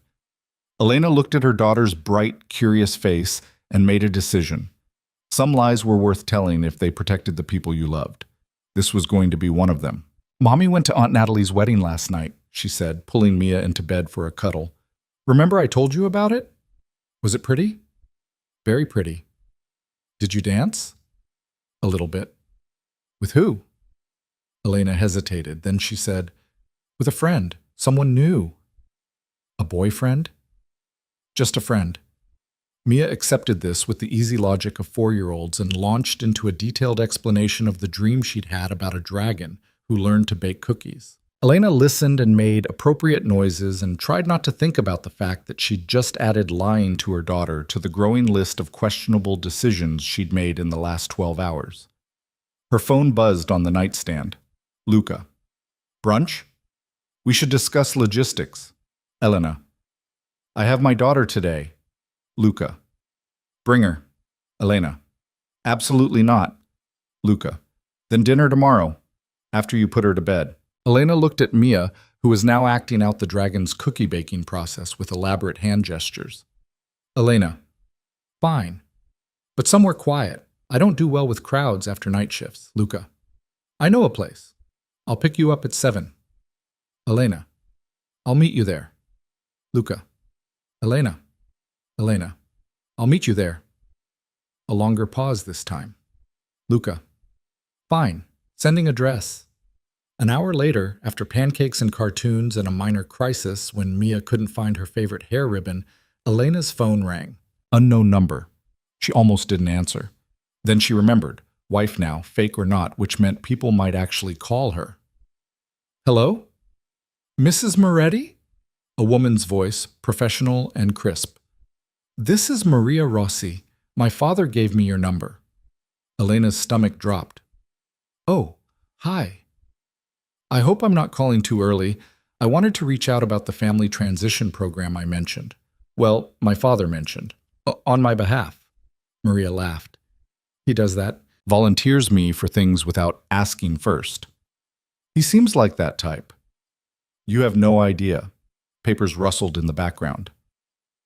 Anyway, I know you just got married and you have a daughter from a previous relationship. That can be really complicated, especially when the child hasn't met the new partner yet. We're taking it slow, Elena said carefully. Smart. That's exactly what the program encourages. We have some really great resources, books about blended families, therapists who specialize in helping kids adjust, even support groups for parents navigating these situations. Elena didn't know what to say. This was spinning out of control faster than she could track. I appreciate that, she managed. But we're really okay right now. Of course. I just wanted you to know the options there. My father speaks very highly of Luca, and anyone Luca cares about is someone I'm happy to help. Thank you. Oh, and one more thing. We're having a family dinner next month. Just close friends and family. Very casual. My father would love it if you and Luca could come. Bring your daughter if you'd like. My kids will be there. Elena's throat went dry. A family dinner. I know it sounds intimidating, but I promise we're not as scary as my father pretends to be. Well, most of us aren't. Maria laughed again. Think about it. I'll send you the details. She hung up before Elena could refuse. Elena stared at her phone, then at the ring on her finger, then at Mia, who was currently using the couch cushions to build what she claimed was a dragon castle. 6 months, she'd said. 6 months, and then they'd go their separate ways. Looking at her phone, at the dinner invitation from a crime boss's daughter, Elena had the sinking feeling that 6 months was going to feel a lot longer than she'd anticipated. The restaurant Luca chose was in the West Loop, tucked between a gallery and a boutique hotel with a name Elena couldn't pronounce. She'd driven past it 3 times before spotting the unmarked entrance, just a black door with brass numbers and a single light overhead. Elena checked her reflection in the rearview mirror one more time. She'd gone with simple, black pants, a cream blouse, minimal makeup. Nothing that screamed, trying too hard. She'd left Mia with the same babysitter from Saturday night, a college student named Beth who was saving up for a study abroad program, and didn't ask questions about where Elena was going or why. She locked the car and approached the door. Before she could knock, it swung open. A man in a suit that probably cost more than her monthly rent looked her up and down. Mrs. Moretti? Elena's stomach lurched at the name. Yes. Right this way. The interior was all dark wood and soft lighting, the kind of place where conversations happened in low voices and phones stayed in pockets. A handful of tables, most of them empty. Classical music played from hidden speakers, something moody and instrumental. Luca sat at a corner table, his attention on his phone. He looked different out of the wedding context. Still expensive, still put together, but somehow more relaxed. His jacket hung on the back of his chair. His sleeves were rolled to his elbows. He glanced up when Elena approached and stood immediately. Old-fashioned manners that felt both charming and slightly ridiculous. "You found it," he said. "Barely. You couldn't have picked somewhere with a sign?" "Privacy matters." He pulled out her chair. "How's your daughter?" "Asleep." "How are your shipping contracts?" His mouth twitched. "Persistent." A waiter appeared, silent, efficient, and set down 2 menus bound in leather. Elena scanned the options. No prices. That was never a good sign. "Order whatever you want," Luca said, clearly reading her expression. "It's on me." "This whole thing is on you. That's kind of the problem." "Is it?" Elena set down the menu. "I've been thinking about this arrangement, about what it actually means. And I think we need clearer boundaries, rules we both agree to." "I'm listening." The waiter returned. Luca ordered wine, something Italian with a name Elena didn't catch, and an appetizer she also didn't recognize. Elena asked for water and the first entree on the menu that looked like actual food. Once the waiter left, Luca leaned back in his chair. "So, rules. First, Mia stays completely separate from this. She doesn't meet you, she doesn't hear about you. As far as she's concerned, nothing in her life has changed." "Agreed." "Second, we only see each other when absolutely necessary. Family events, business functions, whatever appearances we need to keep up. But we're not friends, we're not dating, this is transactional." "Understood." "Third, if either of us wants out, we're out. No questions, no negotiations. We give each other 2 weeks' notice to create a plausible breakup story, and then we're done." Luca considered this. What if one of us wants out in the middle of something important? A business deal, a family event? Then we suck it up for that one thing and split immediately after. "Fair." He pulled out his phone and opened a notes app. "Anything else?" "Yeah, what exactly do you do?" He looked up. "Excuse me?" "Your job." Import-export is vague to the point of meaningless. If I'm going to pretend to be married to you, I should probably know what you actually do for a living. I import goods from Europe and Asia, sell them to American retailers, also own some commercial properties around the city. That's still vague. It's intentionally vague. He set down his phone.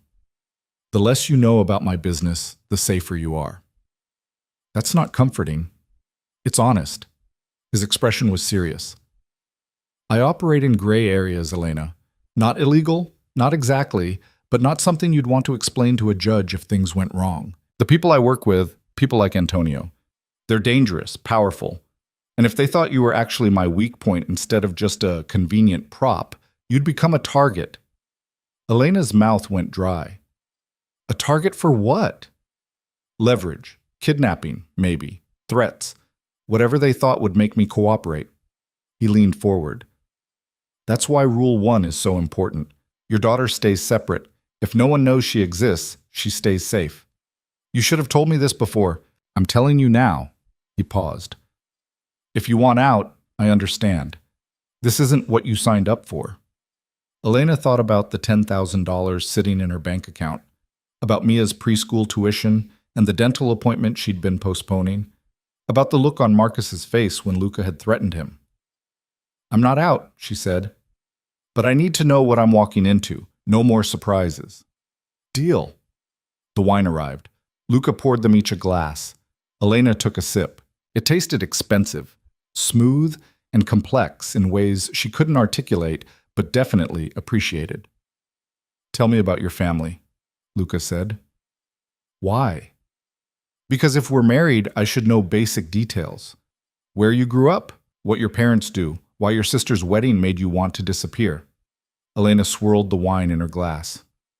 My dad's a financial consultant. My mom used to teach piano but quit when Natalie was born. They're not bad people, just traditional. They had a plan for what our lives should look like, and I deviated from it spectacularly. By getting pregnant? By getting pregnant with a man who turned out to be worthless. By dropping out of college. By choosing nursing school instead of going back for my degree. She took another sip of wine. Natalie did everything right. Full scholarship to Northwestern. Married a lawyer from a good family. They live in Lincoln Park in a condo with a doorman. And you live in Logan Square in a converted factory. With a broken heating system and neighbors who fight at 2 in the morning? Yeah. She met his eyes. I'm not ashamed of my life. I'm good at my job. I'm a good mother. But my family looks at me and sees potential I wasted. That's their loss. Easy to say when you're not the one disappointing them every time you walk into a room. Luca was quiet for a moment. Then he said, my father wanted me to be a doctor, cardiologist specifically. He had my entire life planned, medical school, residency, private practice, maybe marry a nice Italian girl from the neighborhood. What happened? I was terrible at chemistry, and blood made me queasy. He smiled slightly. Also, I had no interest in spending 12 years in school to make other people's dreams come true. So I dropped out sophomore year and started importing wine from my uncle's vineyard in Tuscany. My father didn't speak to me for 3 years.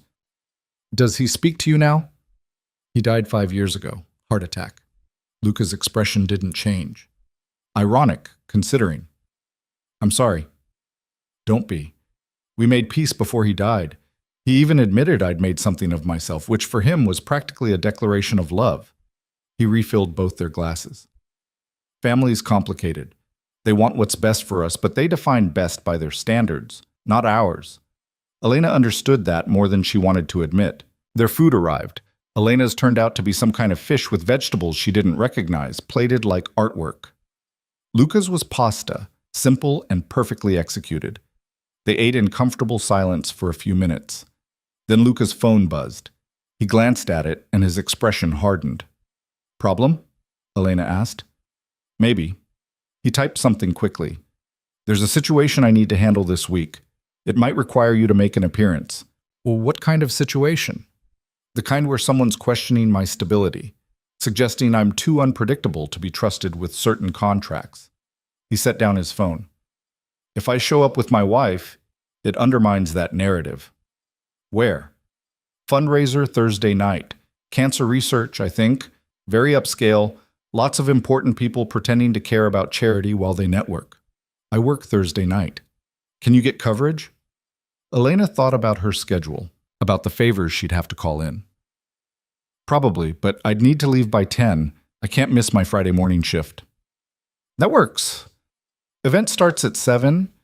We show up, make an appearance, leave by 9:30. What do I wear? Something formal. I'll have something sent to you. I can dress myself.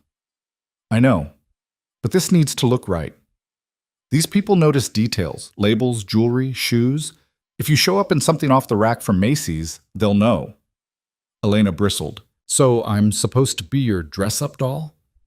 You're supposed to look like someone who married into money. That requires a certain aesthetic.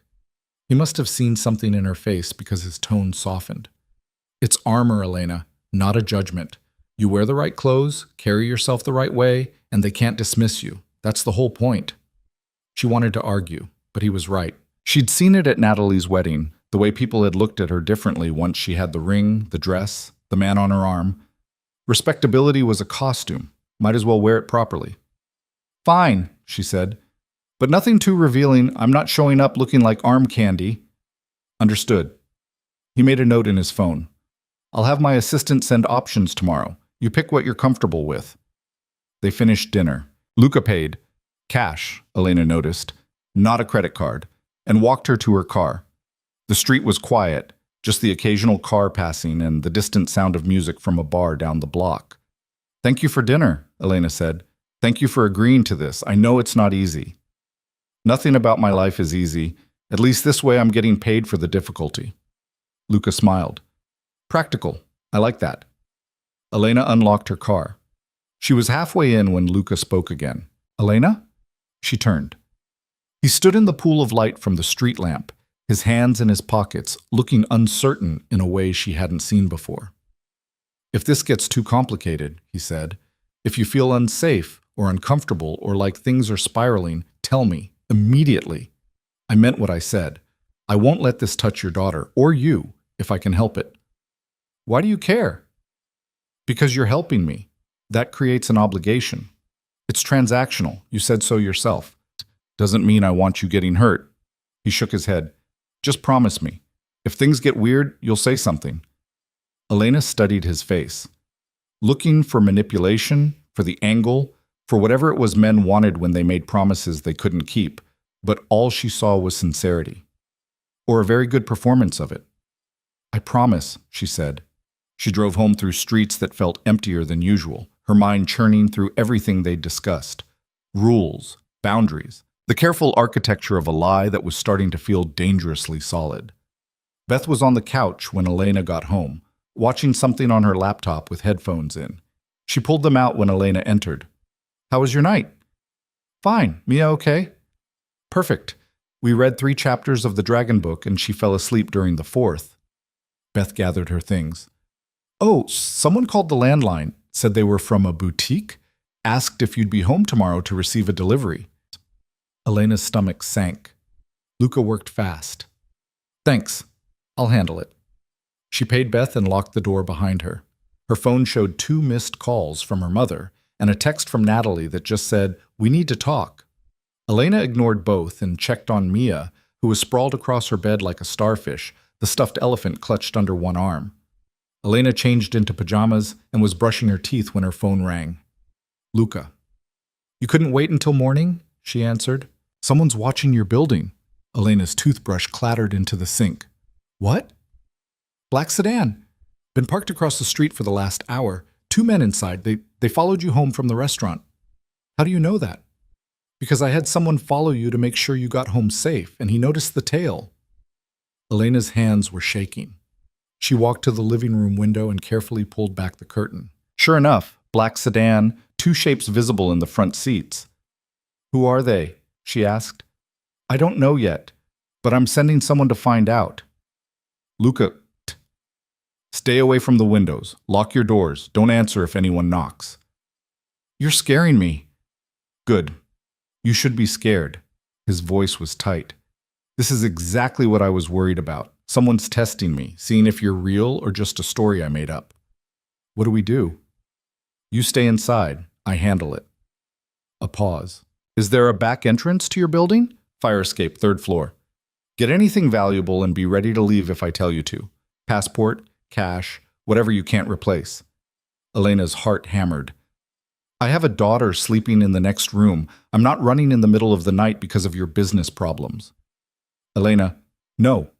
You promised this wouldn't touch her. You promised she'd be safe." "She is safe. As long as you do what I say." His tone shifted, became harder. "I know this is frightening, but you need to trust me. Can you do that?" Could she? Trust a man she'd known for 3 days? A man who'd pulled her into a world where people watched her building and followed her car and treated violence like a business expense? But she thought about Mia sleeping down the hall, about the money in her bank account, about the fact that she'd already jumped and there was no going back now. "I trust you," she said. "Good. Stay on the phone with me." Elena went to her bedroom and pulled out the small fireproof box she kept in her closet. Inside were their passports, birth certificates, the title to her car. She grabbed her purse, checked that she had cash. "What's happening?" she asked. "My guy's approaching the car. Just going to have a conversation." Elena's throat felt tight. What kind of conversation? The kind where he finds out who sent them and what they want. It'll be fine. Through the phone, Elena heard muffled voices. Then a sharp sound, maybe a car door slamming. Then nothing. "Luca? I'm here. Hold on." More silence.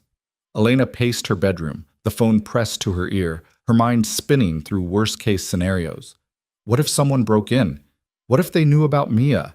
What if this whole thing had been a mistake from the beginning and she'd just endangered her daughter for money and pride? "Okay," Luca said finally. "They're gone." "What did they want?" "To verify you exist, take some pictures. Report back to whoever hired them." "Who hired them?" "Still working on that. But my guess? Someone Antonio does business with who wants to make sure I'm legitimate before they commit to a deal." "That's insane. That's my life." He exhaled slowly. "I'm sorry. I should have anticipated this." "What happens now?" "Now we make sure they got enough proof that you're real, which means you and I need to be seen together, soon, publicly. The fundraiser Thursday, and probably a few other places. Dinner, maybe a show, wherever people we know might see us and report back. Elena sat on the edge of her bed. Her hands were still shaking. I don't know if I can do this. Yes, you can. You don't know that. I know you walked into a ballroom full of people who'd written you off and made them all look twice. I know you stood up to Antonio Rossi and earned his respect. I know you're raising a daughter alone while working night shifts, and you still find time to read her dragon stories at bedtime. His voice was steady. You're stronger than you think, Elena. You just need to believe it.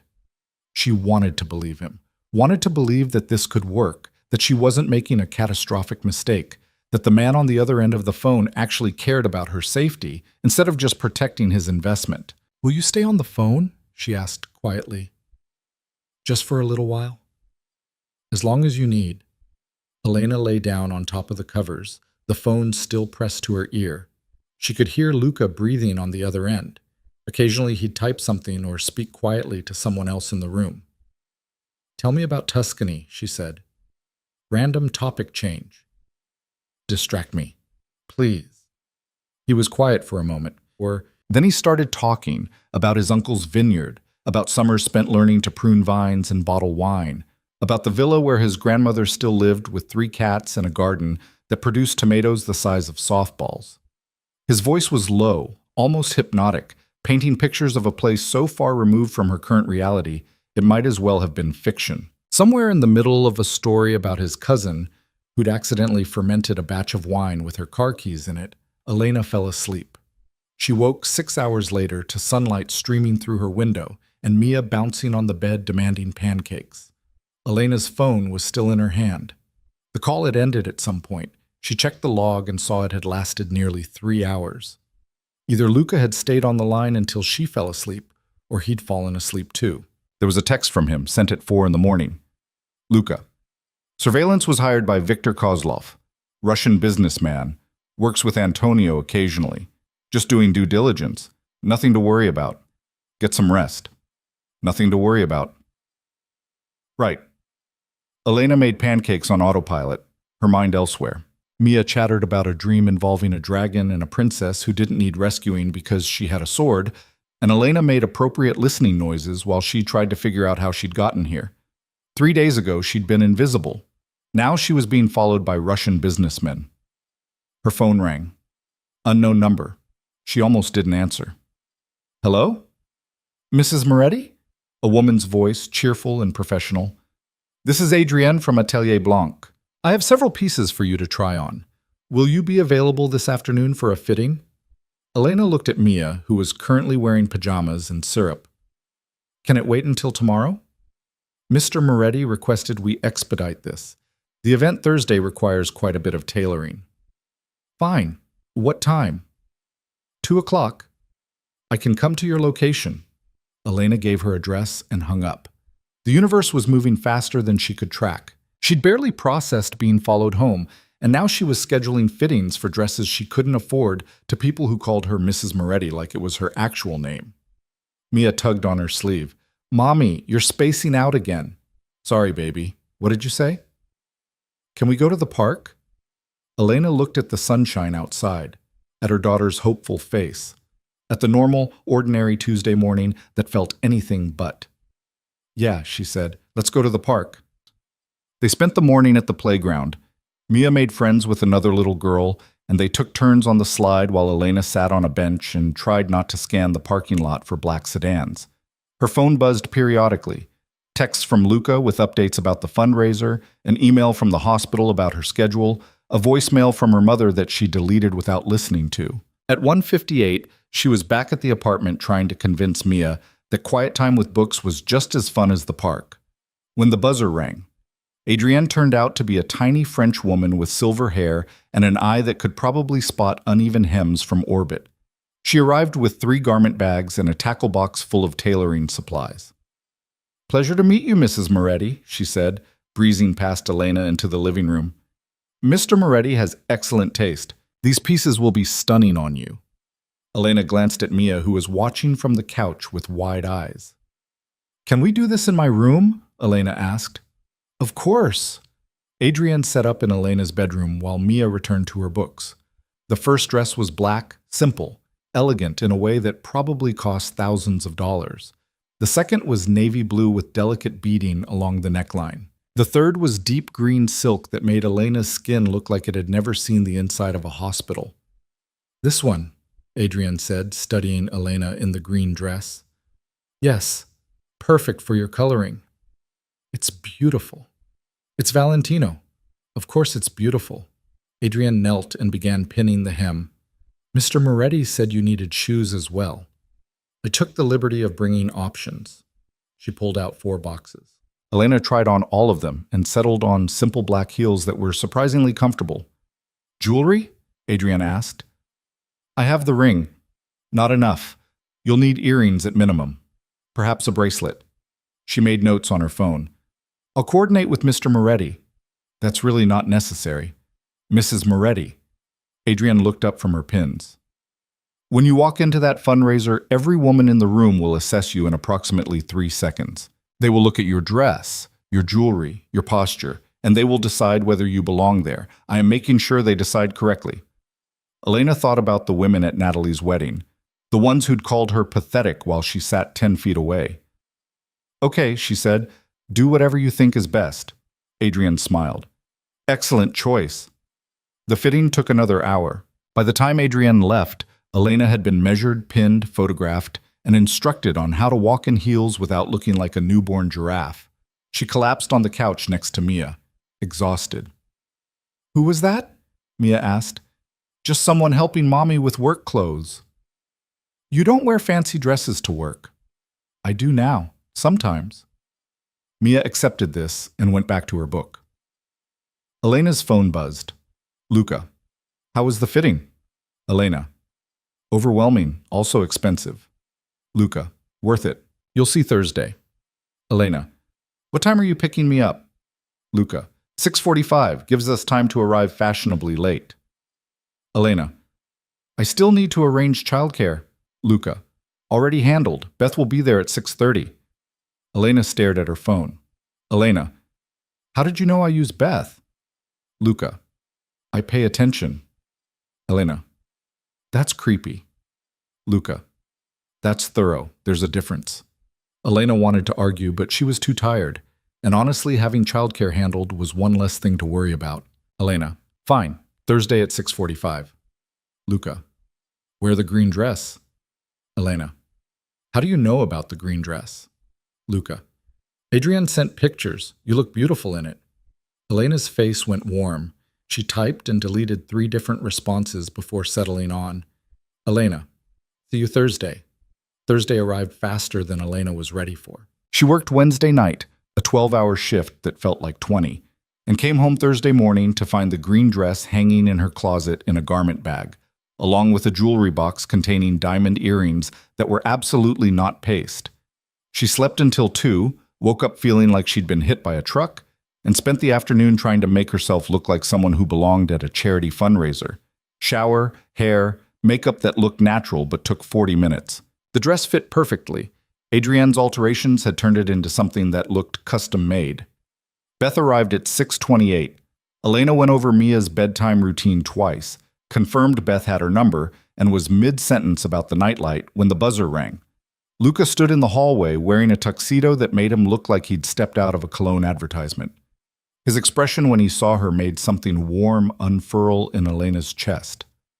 "You look incredible," he said. "You clean up okay yourself." He smiled. "Shall we?" Elena kissed Mia goodbye. Her daughter barely looked up from the puzzle she and Beth were working on, and followed Luca to the elevator. His car was parked out front. Not the sedan from the wedding, but something sleeker, lower to the ground. He opened her door and she slid in, the leather seat cool against her back. They drove through the city in comfortable silence. Elena watched the buildings pass, the evening light turning everything golden. She felt like she was playing dress-up, like any moment someone would recognize her as the pediatric nurse from Logan Square who was pretending to be someone important. "You're nervous," Luca said. "Terrified, actually." "Don't be. You already did the hard part at the wedding. Tonight's just a repeat performance. Except these people actually know you. They'll ask questions. Let them ask. We have answers." He glanced at her. "Remember, We met 6 months ago at a hospital fundraiser. I was there representing my foundation. You were working the event as a nurse volunteer. We talked about pediatric care. I asked you to dinner. 6 weeks later, I proposed. Your foundation? The Moretti Foundation. Funds medical research, children's hospitals, that sort of thing. It's real. You can look it up. You have a charitable foundation, and you didn't mention it? It's mostly for tax purposes, but it does actual good work. He turned onto Lakeshore Drive. The point is, our story is solid. We just need to sell it. The fundraiser was at the Shed Aquarium, because of course it was. Nothing said charity, like cocktails next to sharks. Luca handed his keys to a valet and came around to open Elena's door. She stepped out and immediately felt underdressed despite the Valentino. Everyone around them looked like they'd been born in formal wear. Women in gowns that probably had their own insurance policies.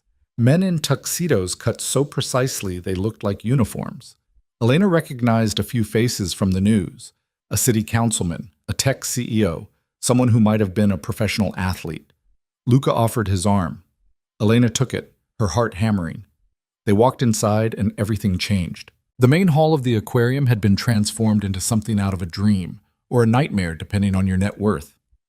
Enormous tanks lined the walls, fish gliding past in silver flashes while string quartets played near the champagne fountains. Waiters circulated with trays of food Elena couldn't identify. Everywhere she looked, people networked with the practiced ease of those who'd spent their entire lives in rooms like this. Elena's grip on Luca's arm tightened. "Breathe," he murmured. "You belong here." "I really don't." "You're with me. That means you do." They moved into the crowd. Almost immediately, people began gravitating toward them, or toward Luca, more accurately. A silver-haired man in a tuxedo that probably cost more than Elena's car clapped Luca on the shoulder. A woman dripping in emeralds air-kissed both his cheeks. Everyone wanted a moment, a word, an acknowledgement, and every single one of them looked at Elena like a puzzle they were trying to solve. "Luca, darling," a woman in crimson said, appearing at his elbow with the precision of a heat-seeking missile. "I didn't know you were bringing a date." "Not a date," Luca said smoothly. "My wife. Elena, this is Veronica Chen. She sits on the board of the Cancer Foundation hosting tonight." Veronica's perfectly maintained eyebrows rose fractionally. "Wife? How lovely. I didn't realize you'd gotten married." "We kept it quiet," Elena said, finding her voice. "You know how it is with these public events. Everything becomes a spectacle." "How wise." Veronica's smile didn't reach her eyes. "And what do you do, Elena?" "I'm a pediatric nurse at Children's Memorial." "Oh." The single syllable contained volumes: surprise, recalibration, barely concealed condescension. "How noble. Luca, you always did have a soft spot for charity cases." The words landed like a slap. Elena felt Luca tense beside her. "Elena saves children's lives," he said, his tone pleasant, but edged with steel. "What exactly do you do, Veronica? Besides spend your husband's money and pretend writing checks makes you a philanthropist?" Veronica's face went red. "I was only—" "Excuse us." Luca guided Elena away before Veronica could finish. "We should mingle." Elena waited until they were out of earshot. "Did you just call her a glorified checkbook?" "I called her exactly what she is." His jaw was tight. "People like that think money equals value. They're wrong." "She's not entirely wrong, though. I am basically a charity case." "Stop." He turned to face her fully. "You work 60-hour weeks saving kids who'd die without you. Veronica's greatest accomplishment is marrying well and not getting divorced. There's no comparison." Elena wanted to argue, but a waiter appeared with champagne. She took a glass just to have something to do with her hands. They made their way through the crowd. Luca introduced her to at least 24 people. Investors, business associates, socialites whose names Elena forgot immediately. She smiled, shook hands, repeated their fabricated love story until it started feeling almost true. Then she saw him. Viktor Kozlov stood near one of the large tanks, watching a shark circle with the kind of attention most people reserved for art museums. He was broad-shouldered, maybe 50, with silver hair and a face that looked like it had seen things Elena didn't want to imagine. "That's him," she whispered to Luca. The Russian who had me followed. I know, he's been watching us since we arrived. What do? We go talk to him. Luca's hand found hers, lacing their fingers together. Remember, you're my wife. Act like it. They approached Victor with the confidence of people who had nothing to hide. He looked up as they drew near, his expression unreadable. Moretti, he said. His accent was thick, vowels clipped. You brought the mystery woman. Elena, Luca said. My wife. Elena, this is Victor Kozlov. Victor extended his hand. Elena shook it. His grip was firm, assessing. Pleasure, Victor said. I apologize for the surveillance, business precaution. You had men follow me home, Elena said flatly. That's more than a precaution. Something flickered in Victor's eyes. Respect, maybe, or surprise. You are direct. I like this. Luca, where did you find her? Hospital fundraiser, 6 months ago. And you married after 6 weeks. Victor's gaze shifted between them. Very romantic, or very stupid. Both, Luca said. Depends on the day. Victor laughed, a sharp bark of sound. Honest, too. Good. He turned back to Elena. You know what your husband does for living? Import-export. Real estate. Elena kept her voice level. He's deliberately vague about the details. Smart man. Also, smart woman for not asking questions. Victor sipped his vodka. You have children? Elena's blood went cold. That's personal. Everything is personal in this business. His eyes were hard. I ask because children change man, make him careful, or desperate. I need to know which. She has a daughter, Luca said before Elena could respond. 4 years old, from previous marriage. And you are good stepfather? I haven't met her yet, Luca said. We're taking it slow, making sure the foundation is solid before involving a child. Victor studied them both for a long moment. Then he nodded. This is good answer. Responsible. He pulled out his phone and typed something. I am satisfied. You can tell Antonio we have deal. Just like that? Elena asked. Just like that. I wanted to see if you were real or convenient fiction.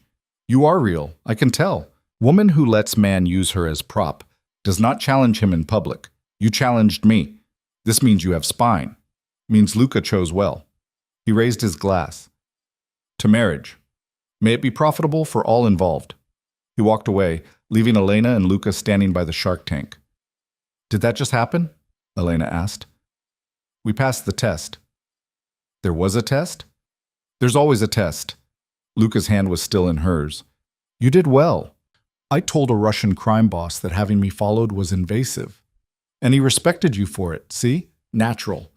Elena started laughing, slightly hysterical, running on adrenaline and champagne. This is insane. This whole thing is completely insane. Welcome to my world. They stayed another hour working the room, being seen. Elena's feet hurt from the heels and her face ached from smiling, but she kept going. This was the job.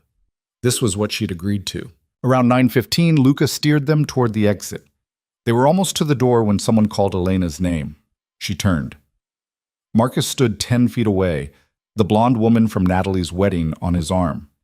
He looked drunk and angry, a combination Elena knew too well. Elena, he said again. Fancy seeing you here. Marcus, this is a surprise. Is it? He moved closer, swaying slightly. Seems like you've been full of surprises lately. Secret husband, fancy dresses, moving in different circles. We should go, Luca said quietly. No, let's hear what he has to say. Elena kept her voice steady. You have something to tell me, Marcus? Just wondering how you afford all this on a nurse's salary. Nice dress, expensive jewelry. His eyes were mean. Makes a man wonder what you're doing to earn it. The implication was clear, ugly. Luca moved before Elena could react, stepping between them with controlled precision. Finish that sentence and I'll break your jaw. Luca, Elena said, don't. Listen to your meal ticket, Marcus sneered. She's good at avoiding conflict. Probably why she couldn't keep me interested. You left because you were a coward, Elena heard herself say. Because being a father was harder than running away. Don't rewrite history to make yourself feel better about abandoning your daughter. I didn't abandon. You see her twice a year. You pay child support when you remember. You forgot her birthday last month. Elena's voice was rising now, months of suppressed anger spilling out. You don't get to stand here and judge how I support the child you couldn't be bothered to raise. The blonde woman tugged on Marcus's arm. We should go. Yeah, Marcus said. We should. Before I say something I regret. Too late, Luca said pleasantly. You already did. Now leave before I make you. Marcus opened his mouth, closed it, seemed to register that Luca was bigger, sober, and very willing to make good on his threat. He left, the blonde woman hustling him toward the coat check. Elena realized she was shaking. Come on, Luca said gently. Let's get you out of here. He led her outside. The cool night air hit her face like a blessing. She leaned against the building, breathing hard. I'm sorry, she said. I shouldn't have engaged with him. You had every right to defend yourself. I almost blew our cover, getting emotional like that. Elena. Luca waited until she looked at him. You were defending your daughter. Anyone who matters will understand that. Anyone who doesn't isn't worth worrying about. The valet brought Luca's car around. They drove in silence, Elena watching the city lights blur past. Her phone buzzed, Beth confirming Mia was asleep. Elena typed back a thank you and leaned her head against the window. You okay?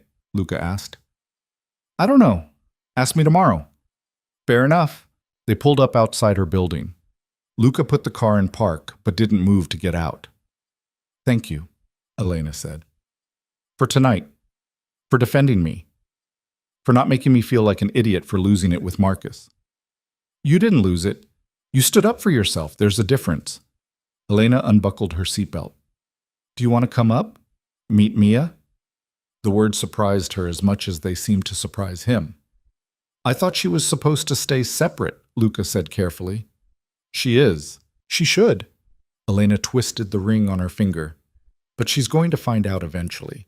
And I'd rather control how that happens than have her overhear something at school or see a photo online. Are you sure? No, she wasn't sure about anything. But sitting in this car, watching Luca's careful expression, Elena realized something. This man had defended her twice now, had kept his promises, had treated her daughter's safety like it mattered as much as his business deals. Maybe trust didn't have to be earned over years. Maybe sometimes you just recognized it when you saw it. Yeah, she said. I'm sure. They took the elevator to the third floor. Beth was packing up when they entered, her laptop already in her bag. How was she? Elena asked. Perfect as always. We built a fort and she told me about the dragon princess who has a sword. Very detailed storyline. Beth grabbed her coat. Same time next week? Yeah, thanks, Beth. Beth left. The apartment felt very quiet suddenly. Luca stood in the small entryway, looking uncertain for the first time since Elena had met him. You can sit, Elena said. I'll check on her.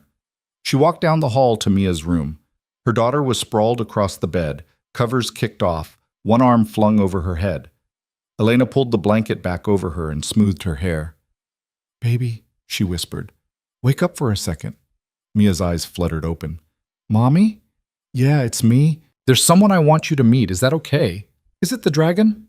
Elena smiled. No, sweetheart, it's a friend. Someone who's been helping Mommy with work. Mia sat up, rubbing her eyes. Okay. Elena carried her to the living room. Luca had taken off his jacket and was sitting on the edge of the couch, looking more nervous than he had facing down Viktor Kozlov. Mia, Elena said, this is Luca. Luca, this is my daughter. Hi, Mia said shyly. Hi. Luca's voice was gentle. Your mom told me about the dragon princess, the one with the sword. Mia perked up. You know about her. I know she's very brave, and she doesn't wait for anyone to rescue her. Because she has a sword and magic. Mia looked at her mother. Can I show him my book? Elena nodded. Mia scrambled off her lap and ran to her room, returning moments later with the battered dragon book. She climbed onto the couch next to Luca, completely trusting in the way only 4-year-olds could be, and opened to a dog-eared page. This is where the dragon learns to bake, she explained seriously. He's not good at it, but he tries really hard. That's important, Luca said, trying hard. Mommy says that too. They sat there for 20 minutes, Mia narrating the dragon's adventures while Luca asked questions and made appropriately impressed noises. Elena watched from the kitchen, her chest tight with something she couldn't name. Eventually, Mia's eyes started drooping. Elena carried her back to bed, tucked her in, kissed her forehead. Is Luca nice? Mia mumbled, already half asleep. Yeah, baby, he's nice. Good. I like him. When Elena returned to the living room, Luca was standing by the window, looking out at the city lights. She's great, he said. You're doing an amazing job with her. Most days I'm just trying not to screw her up too badly. That's all any parent does. He turned to face her. Thank you for trusting me with this. Don't make me regret it. I won't. They stood there in the dim living room, the city humming outside, the weight of the evening settling around them. I should go, Luca said finally. Let you get some sleep. Yeah. He moved toward the door. Elena followed. He was halfway into the hallway when she spoke. Luca? He turned. This arrangement we have. The 6 months. The business deal. She took a breath. What happens if it becomes more than that? His expression was unreadable. Does it feel like it's becoming more than that? I don't know. Maybe. Sometimes. She wrapped her arms around herself. I know the rules. I know what we agreed to. But tonight, watching you with Mia, defending me to Marcus, it felt real. And that scares me. It scares me too, he admitted. So what do we do? I don't know. He leaned against the doorframe. I've spent 10 years building walls, keeping people at arm's length, telling myself that connection was a liability. He looked at her. Then you sat down at that table and looked at me like you could see past all of it. And I haven't been able to stop thinking about what it would be like to let someone in. Elena's heart was pounding. That sounds like more than a business arrangement. It is. He stepped closer. But only if you want it to be. I have a daughter. A complicated life. An ex-husband who's a disaster. I work night shifts and I live in a building with broken heating and I'm still paying off student loans from a degree I didn't finish. I know. And you still want, what? A real relationship with all that baggage? I want you, Luca said simply. The rest is just details. Elena thought about the last 7 years. The loneliness, the struggle, the careful walls she'd built to protect herself and Mia from disappointment. She thought about Marcus, who'd promised forever and delivered 18 months. About her family, who loved her but couldn't see past their own expectations. And she thought about Luca, who'd kept every promise, who'd made her feel seen, who'd sat on her couch reading dragon stories to her daughter like it was the most natural thing in the world. Sometimes you had to decide if the risk was worth it. Okay, she said. Okay. Let's try. The real thing. No more pretending. She moved closer to him. But we go slow. Mia comes first, always. And if it doesn't work, then we handle it like adults. No drama, no burning bridges. He reached out, tucking a strand of hair behind her ear. But I think it's going to work. You're very confident. I'm very sure, he smiled. About you, anyway. Elena kissed him before she could overthink it. It was brief, tentative, nothing like the dramatic first kisses in movies, but it felt right, like something that had been building for longer than 6 days. When they pulled apart, Luca was grinning. What?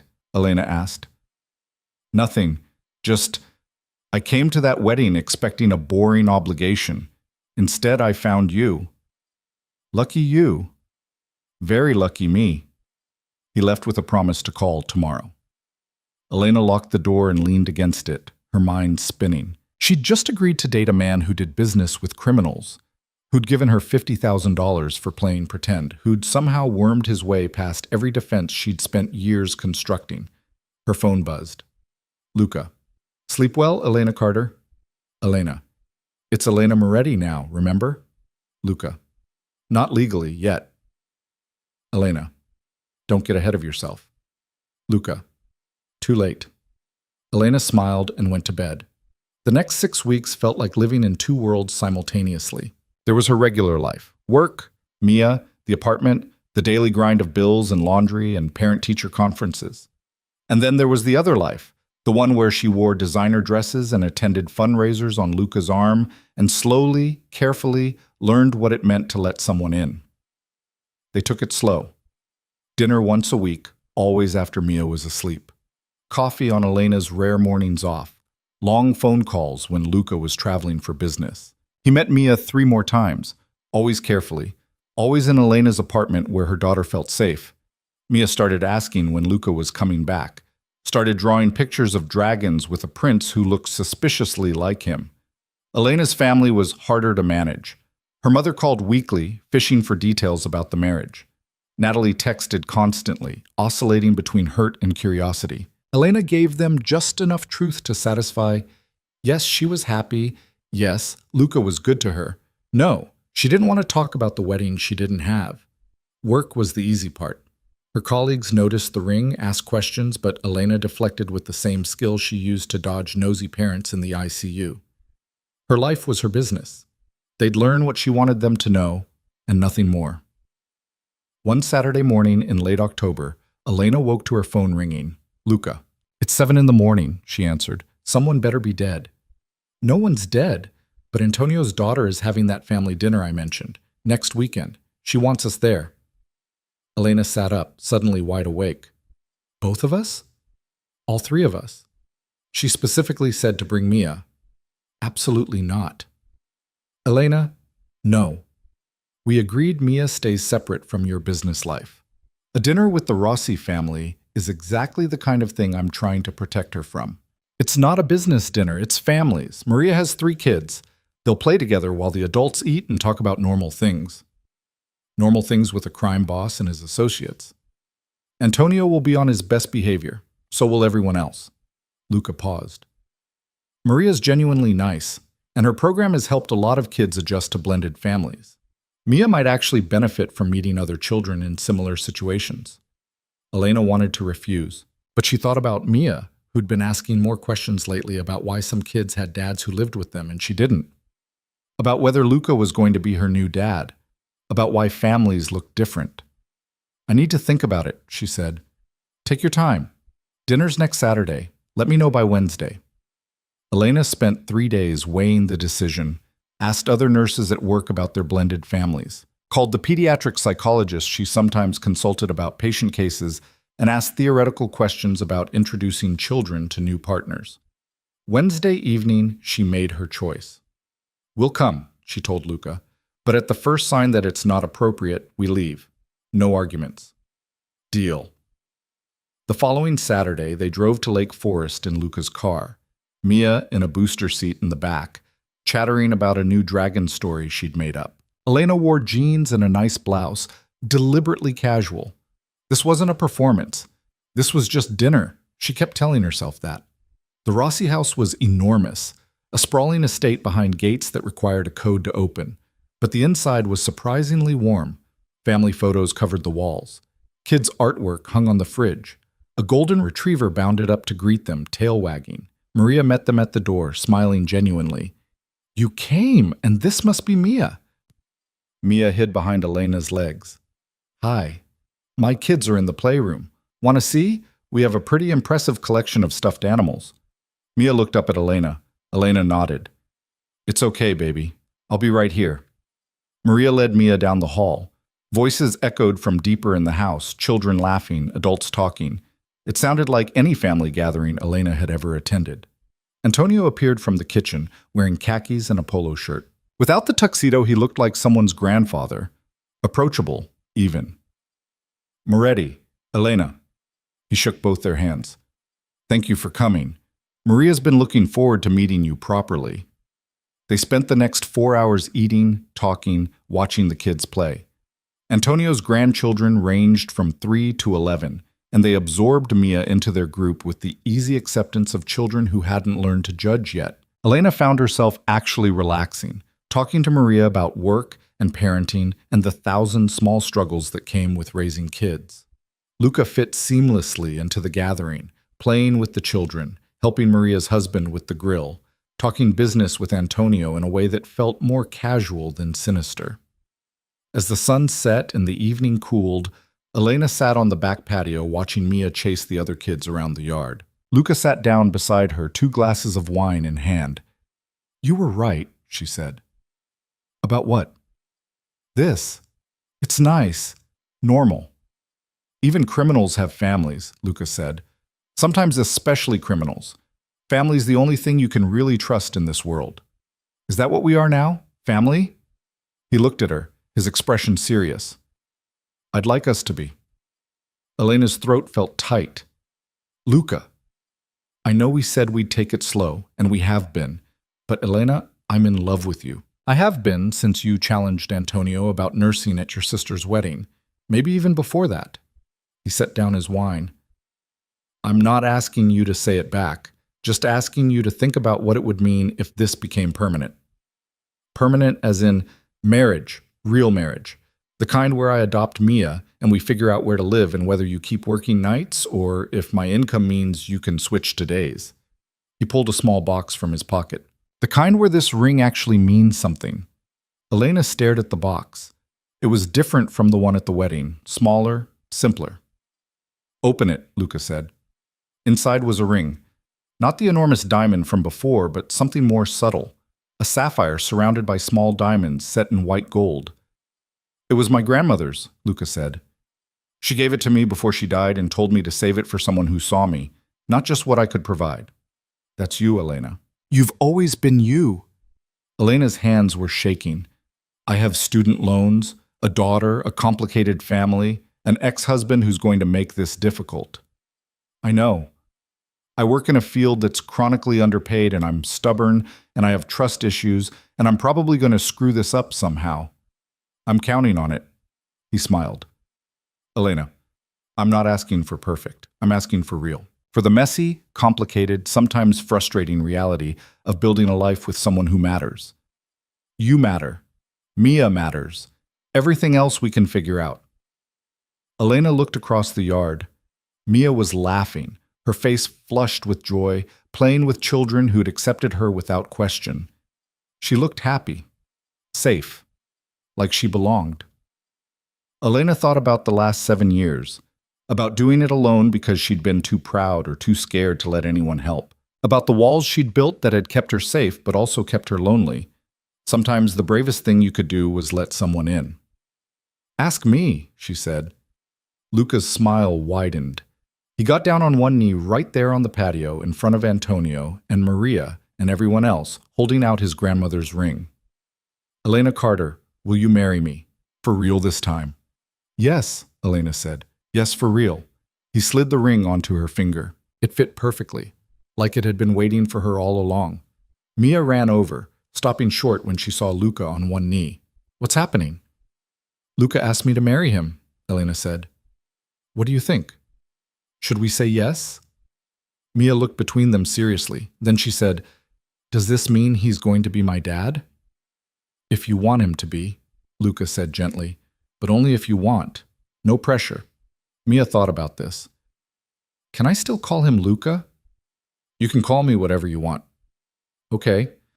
Mia nodded decisively. "Then yes, he can marry you." Everyone on the patio applauded. Antonio raised his glass. "To family. The only thing that matters." They toasted. Elena caught Maria's eye across the table, and the other woman smiled, genuine and warm. The rest of the evening passed in a blur. Congratulations, plans, Maria already offering to help with wedding details. Elena let it wash over her, holding Luca's hand, watching Mia play, feeling something she hadn't felt in longer than she could remember. Hope. 3 months later, they got married for real.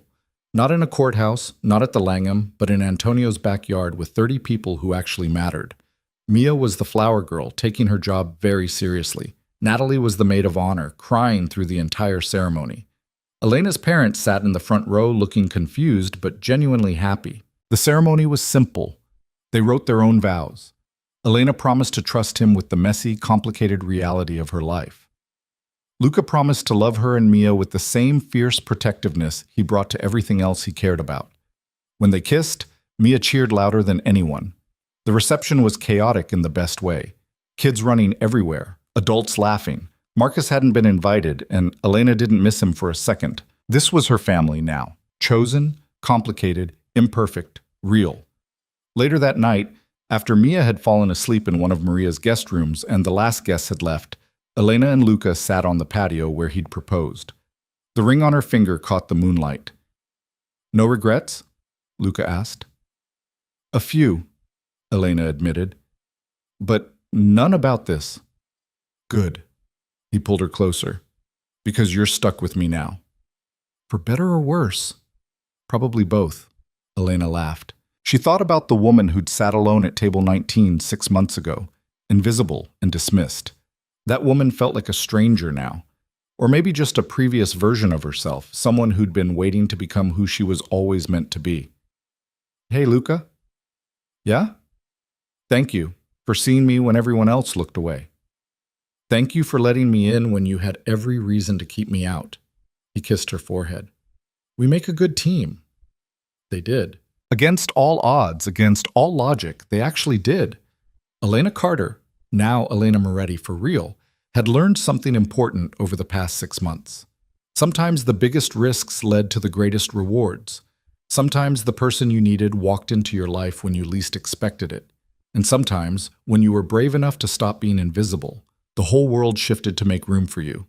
She was done being invisible. She was done apologizing for existing. She was done letting other people decide what her life should look like. From now on, she was writing her own story. And it was just beginning.